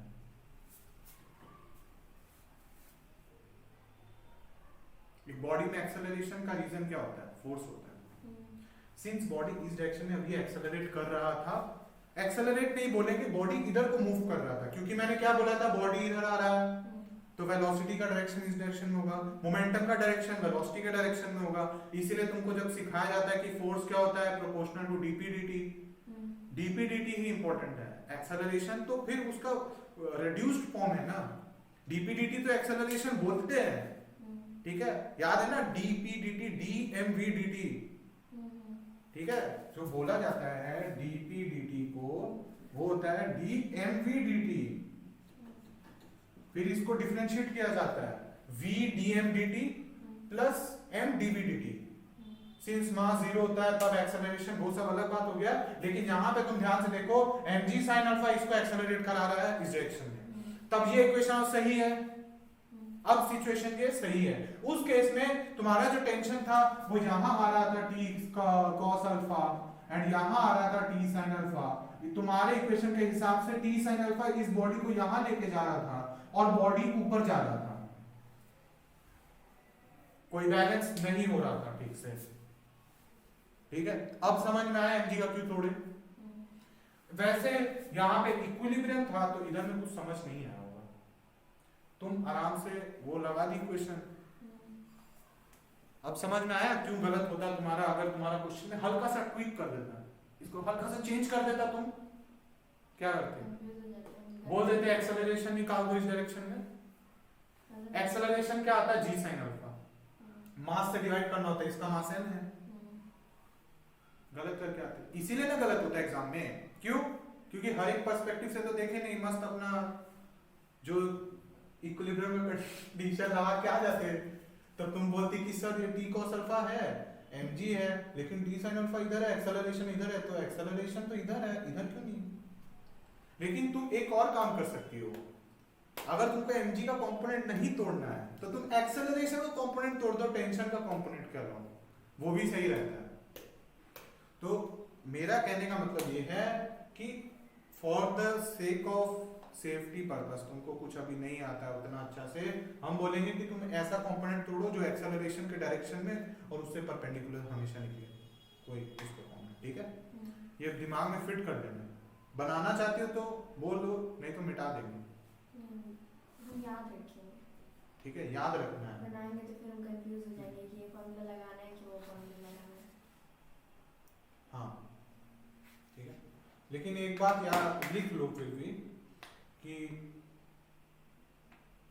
इन अ मूविंग बॉडी, लिख लो एक बार, इन एन एक्सेलरेटिंग बॉडी और in an accelerating body we will always try to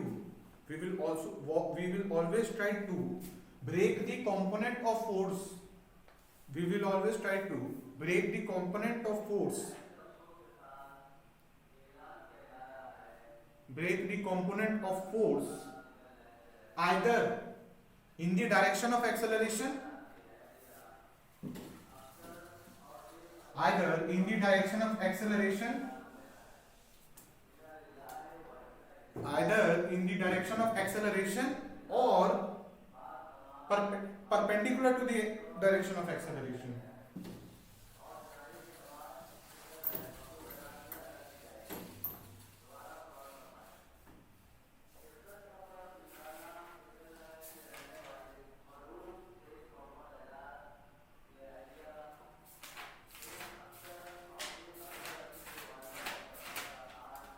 यही चीज का डर है, टाइम नहीं जाना चाहिए, इसको कर लेते हैं फटाफट से क्योंकि बाकी सब भी देखेगा।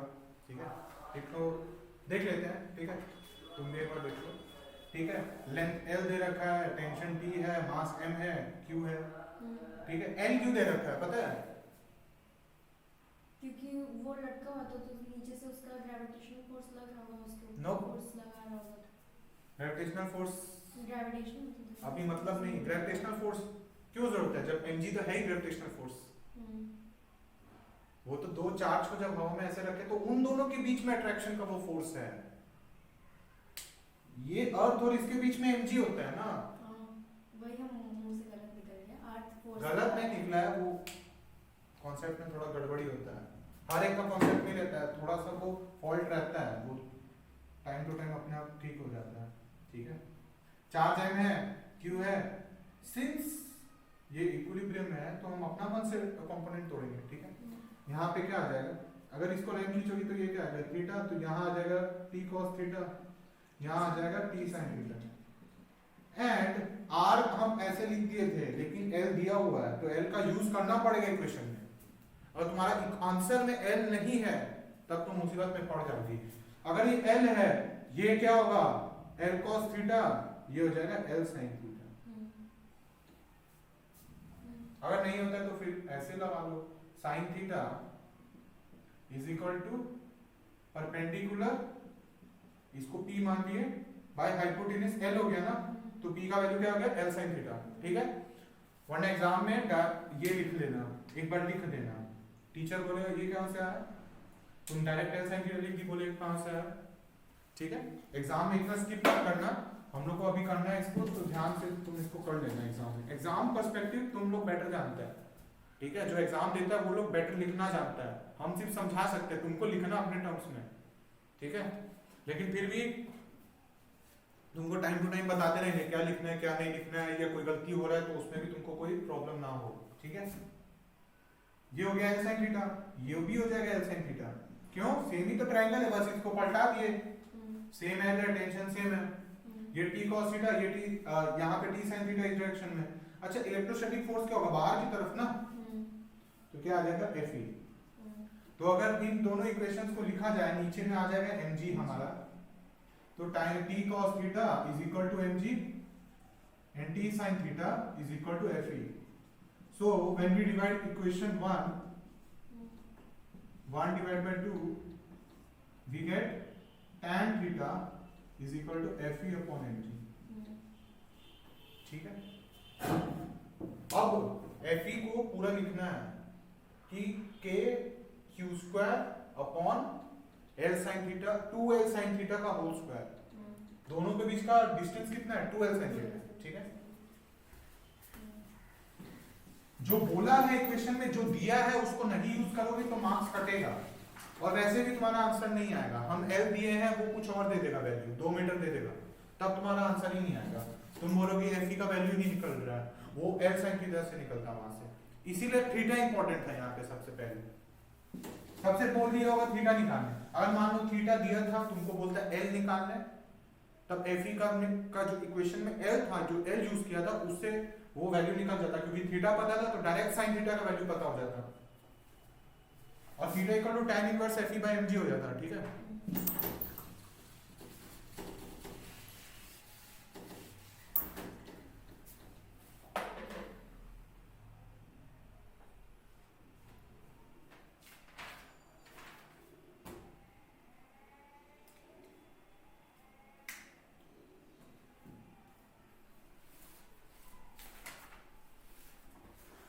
इसमें एक बार नजर डालो, इसके बाद में जो पार्ट है, इसमें एक बार ध्यान से फटाफट एक बार रीड कर लो।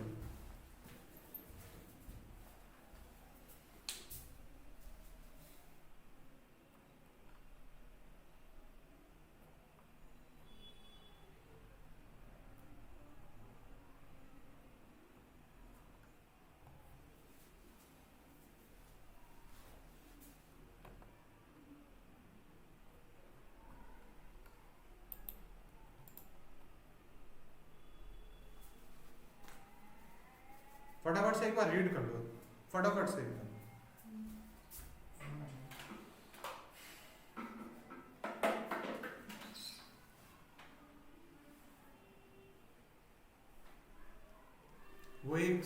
वो मल्टीपल स्टेप ऊपर है ये क्वेश्चन। ठीक है, यहाँ से लास्ट में dq/dt जो करंट निकालने बोला था, इसका वैल्यू यहाँ से निकला, यहाँ से पूरा डिफरेंशिएट करके, ये होता है एंट्रेंस लेवल का एग्जाम। ठीक है, ये जेई में पूछ सकता है, वेबजी का लेवल नहीं है, वेबजी मतलब आधा में ही जाकर खुश है वो। वेबजी में 1-1 मार्क्स का क्वेश्चन आता है, या 3 मार्क्स का क्वेश्चन में ये पूछ सकता है, लेकिन वेबजी में बहुत मुश्किल होता है, टाइम कंस्ट्रेंट, बहुत हैवी टाइम कंस्ट्रेंट होता है। ठीक है, ऐसा पूछा, ऐसे एंट्रेंस एग्जाम का वो पूछा जाता है। ठीक है, जैसे आंसर देखो कैसा है, Q L M N ऐसे पूरा मिक्स है।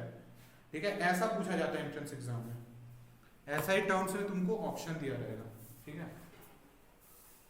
ठीक है, तुमको हम लोग क्या करेंगे ना, कुछ एक वीडियोस है क्वेश्चंस का, हम सॉल्व करके डालेंगे। ठीक है, क्योंकि मेरे को टाइम मिल नहीं रहा है पूरा क्वेश्चन सॉल्व करना, क्योंकि देख रही हो कितना कुछ बताना पड़ता है, तो हम कोशिश करेंगे तुम लोग का मैक्सिमम ऑफ द कॉन्सेप्ट और क्वेश्चन सॉल्व कराने का। लेकिन ऐसा कुछ क्वेश्चंस होता है जो सॉल्व कराना चाहिए, तो सिंस जैसे मेरा टाइम रहता है 6 बजे एग्जाम है, तो मैं एग्जाम देने के बाद एक घर पे वीडियो शूट करूंगा क्वेश्चंस का, कुछ क्वेश्चंस का 2-3 क्वेश्चन वो तुमको करके बताऊंगा कैसे किया जाता है। अगर वो फिर तुमको वीडियो एक बार देख लेना है। ठीक है, वो पहले तुमको सॉल्व करना है खुद, एंड उसके बाद वो क्वेश्चन करना है। अगर नहीं होता है तो वीडियो में देखना कैसे किए हैं, क्योंकि उससे तुम्हारा पूरा क्लियर हो जाएगा। नहीं तो फिर हम अगला क्लास आएंगे, अगला क्लास में फिर वो क्वेश्चन करवाएंगे, फिर नया कॉन्सेप्ट जल्दी जल्दी नहीं खत्म कर पाएंगे, क्योंकि हम लोग का बहुत कुछ लंबा रहता है, ठीक है।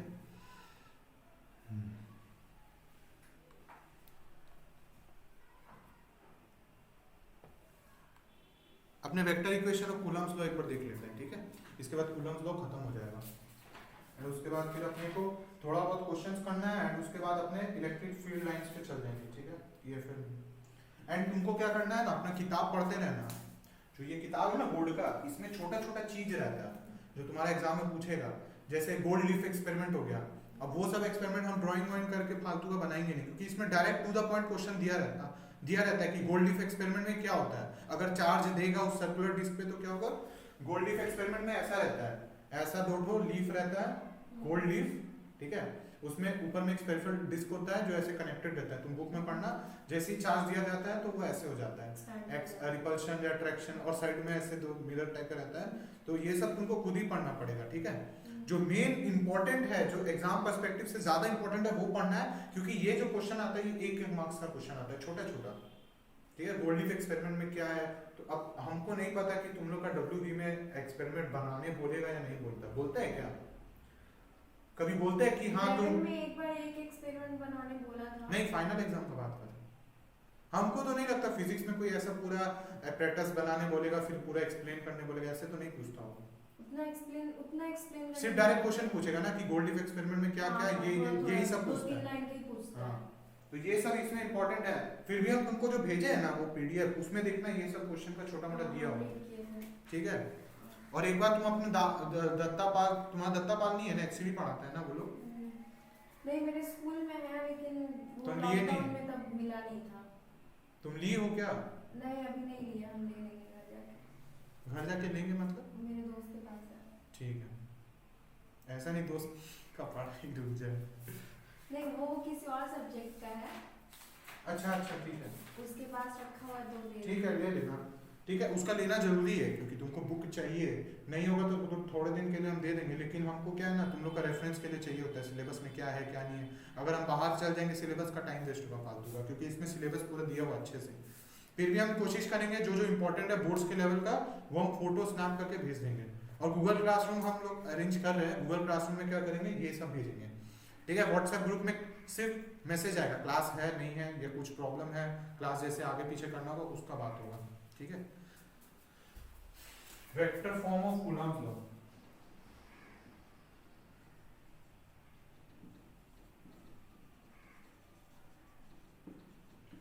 ठीक है।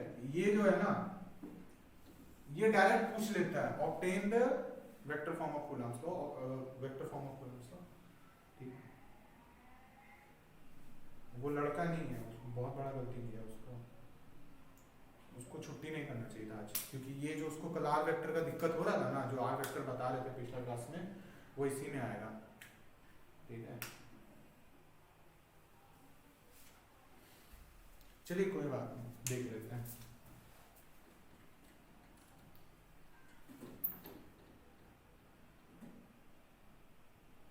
हम तुमको उस दिन सिखाए थे ना कि ओरिजिन से देखते हैं, दो चार्ज को अगर देखें, उसी तरीके से vector form of equation law निकालने, वेक्टर जब भी करते हैं ना अपने एक्सिस में चल जाते हैं, ठीक है। जैसे ये वाई एक्सिस हो गया, ये एक्स एक्सिस हो गया, ठीक है। दो चार्ज ऐसे दे रखा है, ठीक है। अपने यहाँ से देख रहे दो चार्ज, ठीक है। अगर तुम इस एक्सिस को चेंज हटा दो तो वही नॉर्मल दो चार्ज सिस्टम लगेगा ना तुमको, जो पहले हम ऐसे करके बस बना दे रहे थे, लेकिन एक्चुअल में फिजिक्स में ऐसे होता है, ठीक। अब पोजीशन वेक्टर पता है ना, ये सब पता है तो बोलो। हाँ, पढ़े थे, अब कोई बोलेंगे तो हमको सब याद आ जाएगा। अपने क्या है ना,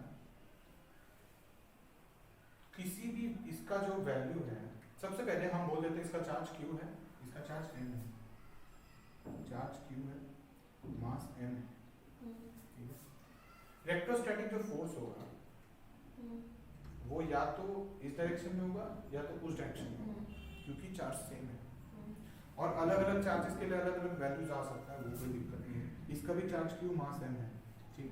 एंड ये छोटा करके हम इस इधर नहीं लिख रहे हैं, फिर भी हम थोड़ा दूर लिख दे रहे हैं क्योंकि इसके बाद इस पर काम पड़ेगा। अब इलेक्ट्रोस्टैटिक फोर्स सबसे पहले अपने कैलकुलेट करते हैं F21। F21 का मतलब क्या हो गया? 1 जो 2 पे अप्लाई करना है। हाँ, ये हो गया हमारा चार्ज 1, इसको Q1 ही लिख देते, चलो टेंशन ही खत्म। Q1, M, Q2, M, ठीक है? क्योंकि जितना सिंप्लीफाइड यहाँ दिखेगा तुमको उतना ही अच्छा रहेगा। एंड बता देते हैं Q1 का मॉड, Q1 मॉड नहीं लिखेंगे, ठीक है? अच्छा, अगर हम ये लिखते कि Q1 का मॉड और Q2 का मॉड इक्वल टू Q है, तब अपने को पता ही नहीं चलता साइन है कि नहीं, क्योंकि अगर Q2 नेगेटिव था, अपने तो मॉड बता रहे हैं Q2 का मॉड, ठीक है? सो अपने F12 निकालते हैं, ठीक है? F12 निकालना, F12, और यहाँ पे ध्यान रखना वेक्टर दिए, F12 क्या होगा? K तो कुछ नहीं होता है, Q का कोई डायरेक्शन नहीं होता है, राइट? नीचे में क्या होता है? इन दोनों के बीच का डिस्टेंस R, गलत हो जाएगा ऐसे, ठीक है? ये होगा R12। अब ये हम उस दिन बताना चाहते थे, ठीक है? जो ये डिस्टेंस होता है ना, ये वेक्टर करना ही पड़ेगा, उसके बिना नहीं होता है। अपने जब R² डायरेक्ट लिख दिया था तो वो मॉड लिया हुआ था पहले से, ठीक है? लेकिन इस डायरेक्शन में अपने को क्या चाहिए? R12, ठीक है? ये क्या होता है? R12 को क्या बोलते हैं? पोजीशन वेक्टर, ठीक है? पोजीशन वेक्टर क्या होता है? चलो तुमको पता ही होना चाहिए। अब उसमें जाएंगे, अब उसमें आधा घंटा वेस्ट हो जाएगा, पता है, ठीक है? K Q1 Q2 by R² पूरा कंप्लीट इक्वेशन है। R का भी वेक्टर कहाँ किया? R का जो ऊपर कैप देके करते हैं वो भी हाँ, करना पड़ेगा। वो है, वही हम देख रहे थे, तुमको पता है कि नहीं पता है? R12 का कैप देना जरूरी था, क्यों? क्योंकि फोर्स का डायरेक्शन इसी का ऊपर डिपेंड करता है। अगर यहाँ R21 लिख देते तो ये गलत हो जाता। R21 का वेक्टर क्या होता है? ये वेक्टर हो जाता R21, ये वेक्टर हो जाता। अपने को वो नहीं चाहिए, अपने को R12 चाहिए, ये वेक्टर चाहिए, क्योंकि फोर्स F12 निकाल रहे हैं, ठीक है? ठीक है? सॉरी,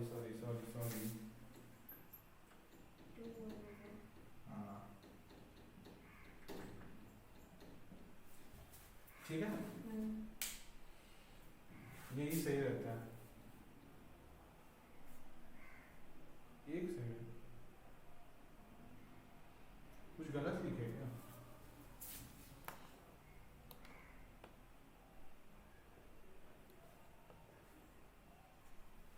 नहीं, इतना देर से तो सही लिख रहा था वो।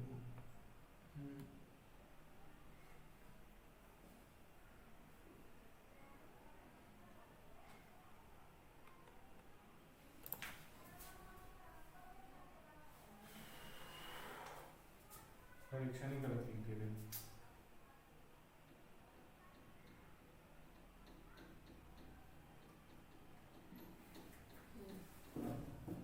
ये गलत लिखे थे, ठीक है? इसका चलते वो भी पूरा हो गया, ठीक है?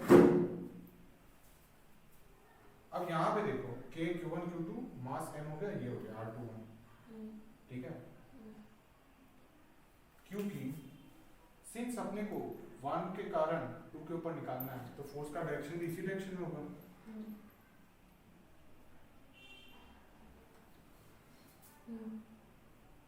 अच्छा, R21 निकालना आता है तुमको? ये पोजीशन वेक्टर है, और R21 निकालने के लिए अपने को ये वेक्टर्स चाहिए। ओरिजिन से इस चार्ज तक का जो वेक्टर है, और इस ओरिजिन से इस चार्ज Q1 तक का वेक्टर अपने को चाहिए, ठीक है? अब ये थोड़ा नहीं समझ में आएगा, मैनेज कर लो, क्वेश्चन दिया रहेगा, तुम समझ जाना, ठीक है? पोजीशन वेक्टर ये जो होता है ना, इस वेक्टर, अच्छा ये बहुत आसान है, बहुत आसान है, ट्रायंगल लॉ लगाओ। ये मान लो एक वेक्टर दिया हुआ है, ये मान लो एक वेक्टर दिया हुआ है, तो ये वेक्टर क्या आएगा?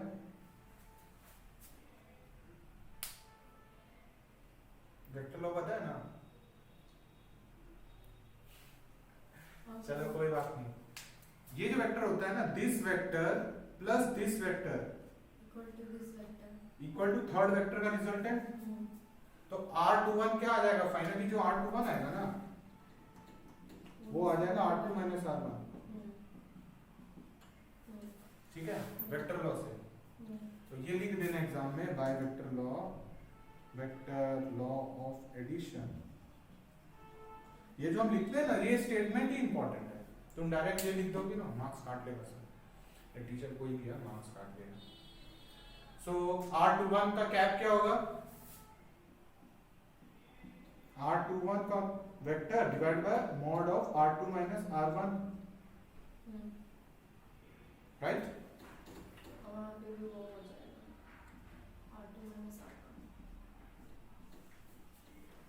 उसी तरीके से R कैप को सब्स्टिट्यूट कर दिए एंड R21 को एक्सपैंड करके लिख देंगे तो क्या आ जाएगा? K Q1 Q2 upon R2 minus R1 का मॉड का होल स्क्वायर है, ठीक है, मल्टीप्लाइड बाय, जब R21 को कैप को खोल देंगे तो क्या आ जाएगा? यहाँ पे लिख सकते हैं R2 minus R1 bye R2 minus R1।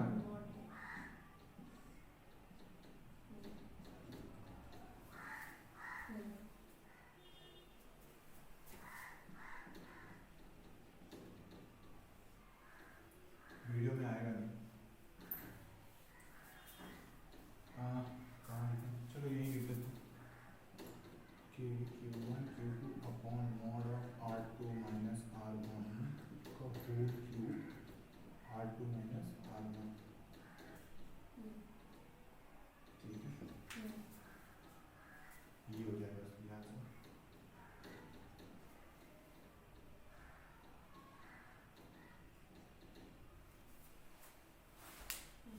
ऐसा कहानी है।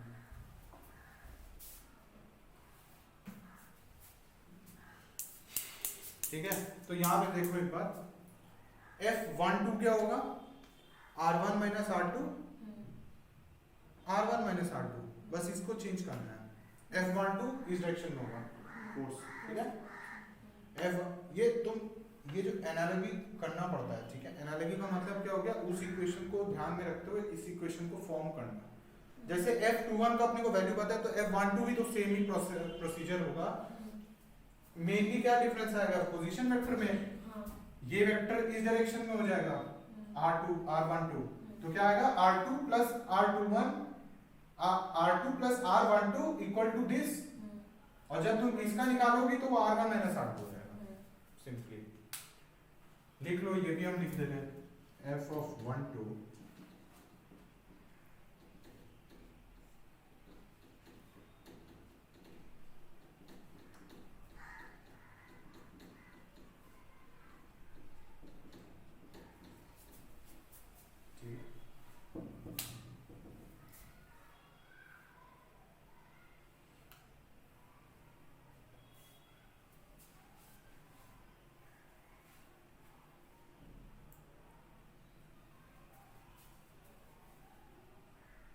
इस क्लास का रिकॉर्डेड भी ना भेज देंगे लिंक हम लोग को ग्रुप में नहीं, गूगल क्लासरूम एक बार ज्वाइन करा दे, उसके बाद एक साथ भेज देंगे।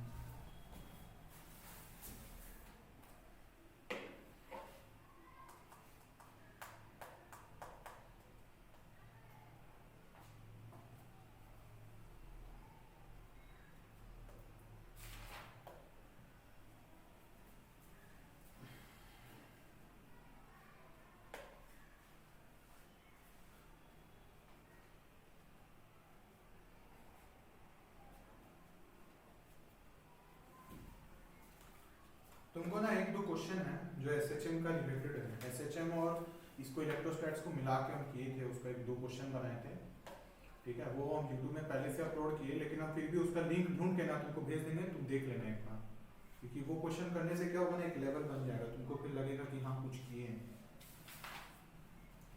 इलेक्ट्रोस्कोप भी पढ़ लेना, तुम्हारा बुक में होगा एक इलेक्ट्रोस्कोप, वो भी पढ़ लेना एक बार, ठीक है। और मेथड्स ऑफ चार्जिंग भी पढ़ लेना। मेथड ऑफ चार्जिंग बहुत आसान होता है, कुछ नहीं उसमें, फिर भी हम एक दो तो बता दे रहे हैं अभी।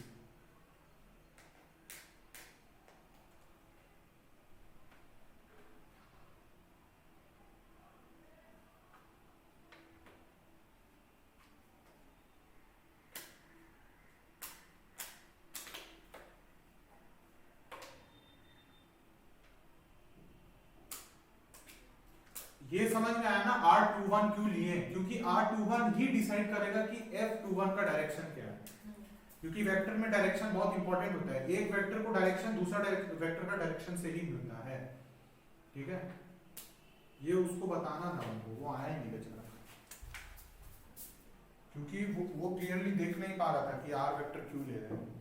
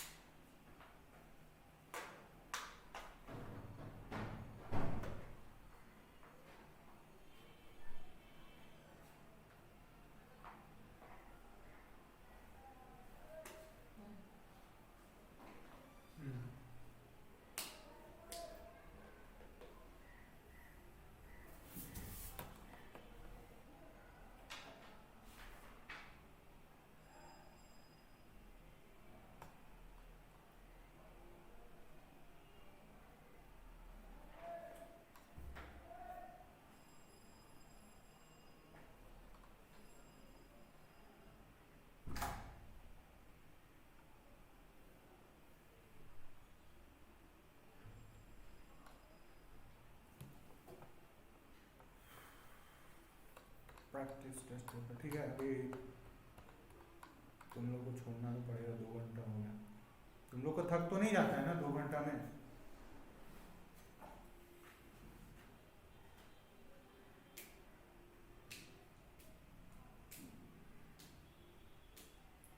चार्जिंग जो है ना 3 मेथड से होता है, ठीक है। चार्जिंग का बेस है 3 मेथड से होता है, लेकिन हम वो ऐसे नहीं बताएंगे तुमको।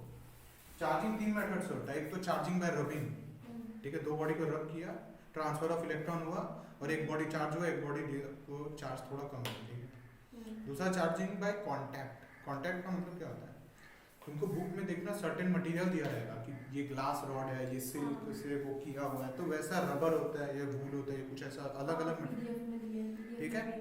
तो वो मटेरियल पढ़ लेने पर, क्योंकि बोर्ड्स में शायद पूछ ले, ठीक है, कि वो मटेरियल कौन सा चार्ज है, और वैसे भी हमको कोई मतलब नहीं उस चार्ज कैसा भी मटेरियल है, अपने को कॉन्सेप्ट से मतलब है, ठीक है। जब चार्जिंग पे कांटेक्ट करते हैं ना, तो क्या होता है ना, जब इसको कांटेक्ट करते हैं तब क्या होता है ना, फिर उसमें भी ट्रांसफर ऑफ इलेक्ट्रॉन से होता है, टच कर देते हैं, ट्रांसफर थोड़ा हो जाता है चार्ज पोटेंशियल डिफरेंस के कारण, उसके कारण जो है चार्जिंग बाय कंडक्शन बोलते हैं, ठीक है, चार्जिंग बाय कंडक्शन। ये बात याद रखना कि जब एक बॉडी को चार्ज ट्रांसफर होता है ना, चार्ज मास होता है, चार्ज में मास है ना, जैसे ई होता है, ई में कितना मास होता है, ई का अपना एक मास है, क्या होता है 9.7 10 पावर माइनस 31 kg, ठीक है। जो मास होता है वो इलेक्ट्रॉन का मास होता है। सो सिंस जब एक बॉडी से कुछ इलेक्ट्रॉन निकल के दूसरा बॉडी में चला गया, ठीक है, तो ये पॉजिटिवली चार्ज हो जाएगा थोड़ा, तो ये नेगेटिवली चार्ज थोड़ा हो जाएगा, तो इसका मास इससे ज्यादा होगा। क्यों?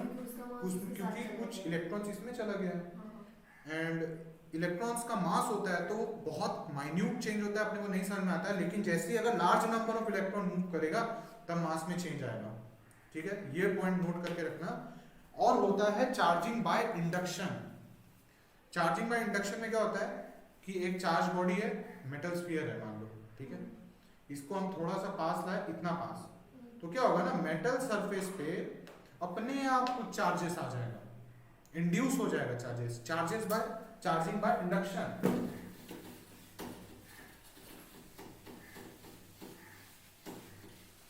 और ये एक क्वेश्चन तुमको शायद मिला होगा पीडीएफ में कि क्यों एक बड़ा बॉडी को जब इंड्यूस करते हैं चार्ज तो वो अट्रैक्ट करता है, रिपेल नहीं करता है। चार्जिंग बाय कंडक्शन और चार्जिंग बाय रबिंग तो बुक से पढ़ लेना, स्टेटमेंट होगा 2-3 तो वो ऐसे ही पढ़ लेना, ठीक है, कुछ समझाने का नहीं है, ठीक है। जैसे मान लो एक मेटल स्फीयर दे रखा है, एक चार्ज बॉडी को लाए जो पॉजिटिवली चार्ज है, ठीक है, उसको जैसे ही थोड़ा सा पास लाएंगे ना तो यहाँ एक पॉजिटिव चार्ज इंड्यूस हो जाता है, ठीक है।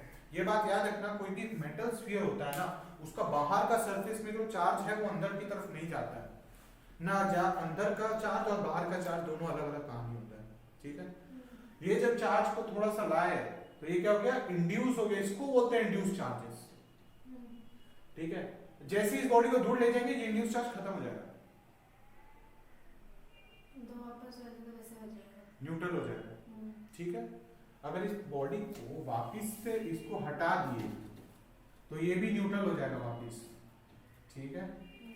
ये बात ध्यान में रखना, जैसी एक बॉडी को, जैसी चार्ज बॉडी है, मान लो पॉजिटिव चार्ज है तो यहाँ सेम चार्ज अपीयर करेगा, ठीक है, सेम चार्ज अपीयर करेगा, सेम चार्ज अपीयर करेगा, ठीक है, इस सरफेस पे, जो सरफेस इसके जो इसको दिख रहा है, लेकिन ये बॉडी तो न्यूट्रल है, तो इस बॉडी का न्यूट्रलिटी मेंटेन करने के लिए इसमें जो चार्ज इंड्यूस हुआ वो सेम चार्ज इधर भी इंड्यूस होगा, ठीक है। एंड क्या इस बॉडी को अपने को चार्ज करना है, ऐसा नहीं कि ऐसे ले गए तो वापस न्यूट्रल हो गया, क्या फायदा, कुछ नहीं हुआ। अगर इसको चार्ज करना है तो अपने क्या करते हैं, इस नेगेटिव चार्ज को पूरा ग्राउंड कर देते हैं। ग्राउंड क्या होता है, जीरो पोटेंशियल, जीरो पोटेंशियल नहीं मतलब जीरो पोटेंशियल क्या बोले, यूं समझो कि ग्राउंड क्या है, चार्ज ले भी सकता है चार्ज दे भी सकता है इनफाइनाइट अमाउंट में, ठीक है। इसीलिए अर्थिंग रहता है ना, एक्स्ट्रा जो करंट रहता है वो उसमें फ्लो जाता है, उसी को अर्थिंग बोलते हैं। इसी में क्या होगा कि ये जो नेगेटिव चार्ज है इसको अपने अर्थिंग करके इधर ग्राउंड में भेज देते हैं, एंड फाइनली जो इसको हटाने के बाद अपने पास क्या बचता है, पूरा बॉडी में पॉजिटिव चार्ज आ जाता है, क्योंकि नेगेटिव तो हटा दिए, क्योंकि यही नेगेटिव ना इसको न्यूट्रल कर रहा था, इसको हटाने के बाद अब इस बॉडी को हटा दो, हो गया, इसको बोलते हैं चार्जिंग बाय इंडक्शन।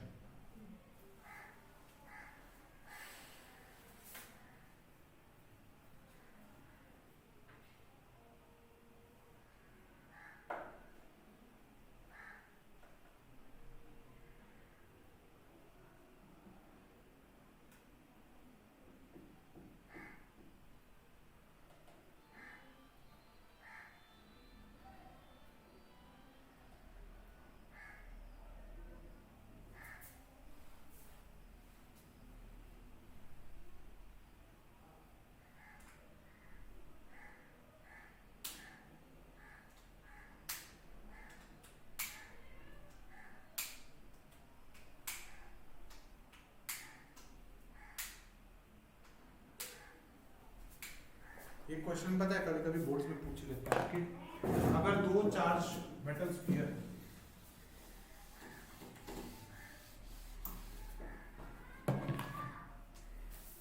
ठीक है, ये इतना बड़ा ये एकदम छोटा सा, ठीक है, इसमें अंदर पॉजिटिव चार्ज है, ठीक है, इधर भी पॉजिटिव चार्ज भरती है,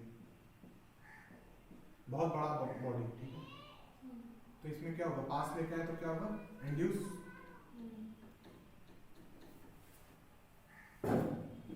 लेकिन इस केस में क्या होना चाहिए, बॉडी दोनों क्या होना चाहिए, अट्रैक्ट होना चाहिए कि रिपेल होना चाहिए, रिपेल होना चाहिए, पॉजिटिव पॉजिटिव चार्ज रिपेल करता है, पर वो तो न्यूट्रल है तो कुछ होगा ही नहीं, यही तो दिक्कत है।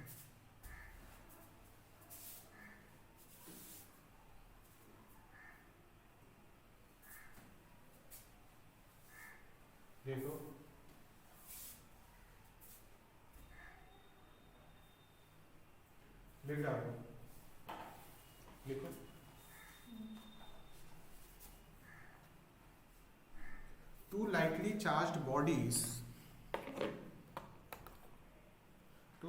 charged bodies are attracted towards each other. Two lightly charged bodies are attracted towards each other. This phenomenon is only possible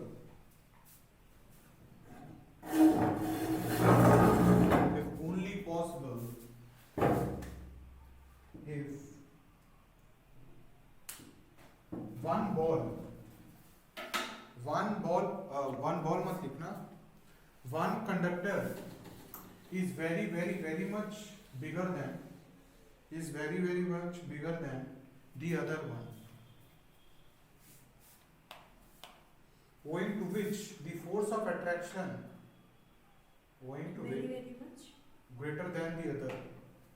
Greater माने bigger than the other. English थोड़ा खराब हो गया, ठीक है. Bigger than the other, the opposite charge on the other ball, owing to which the force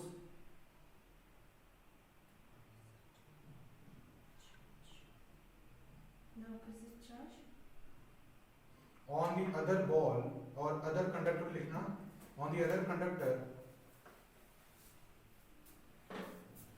owing to which the force of attraction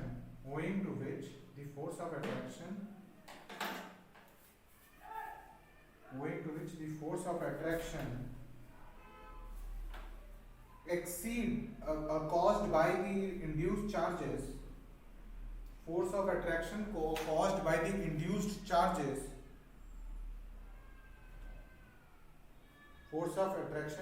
by the induced charges exceed the force of repulsion.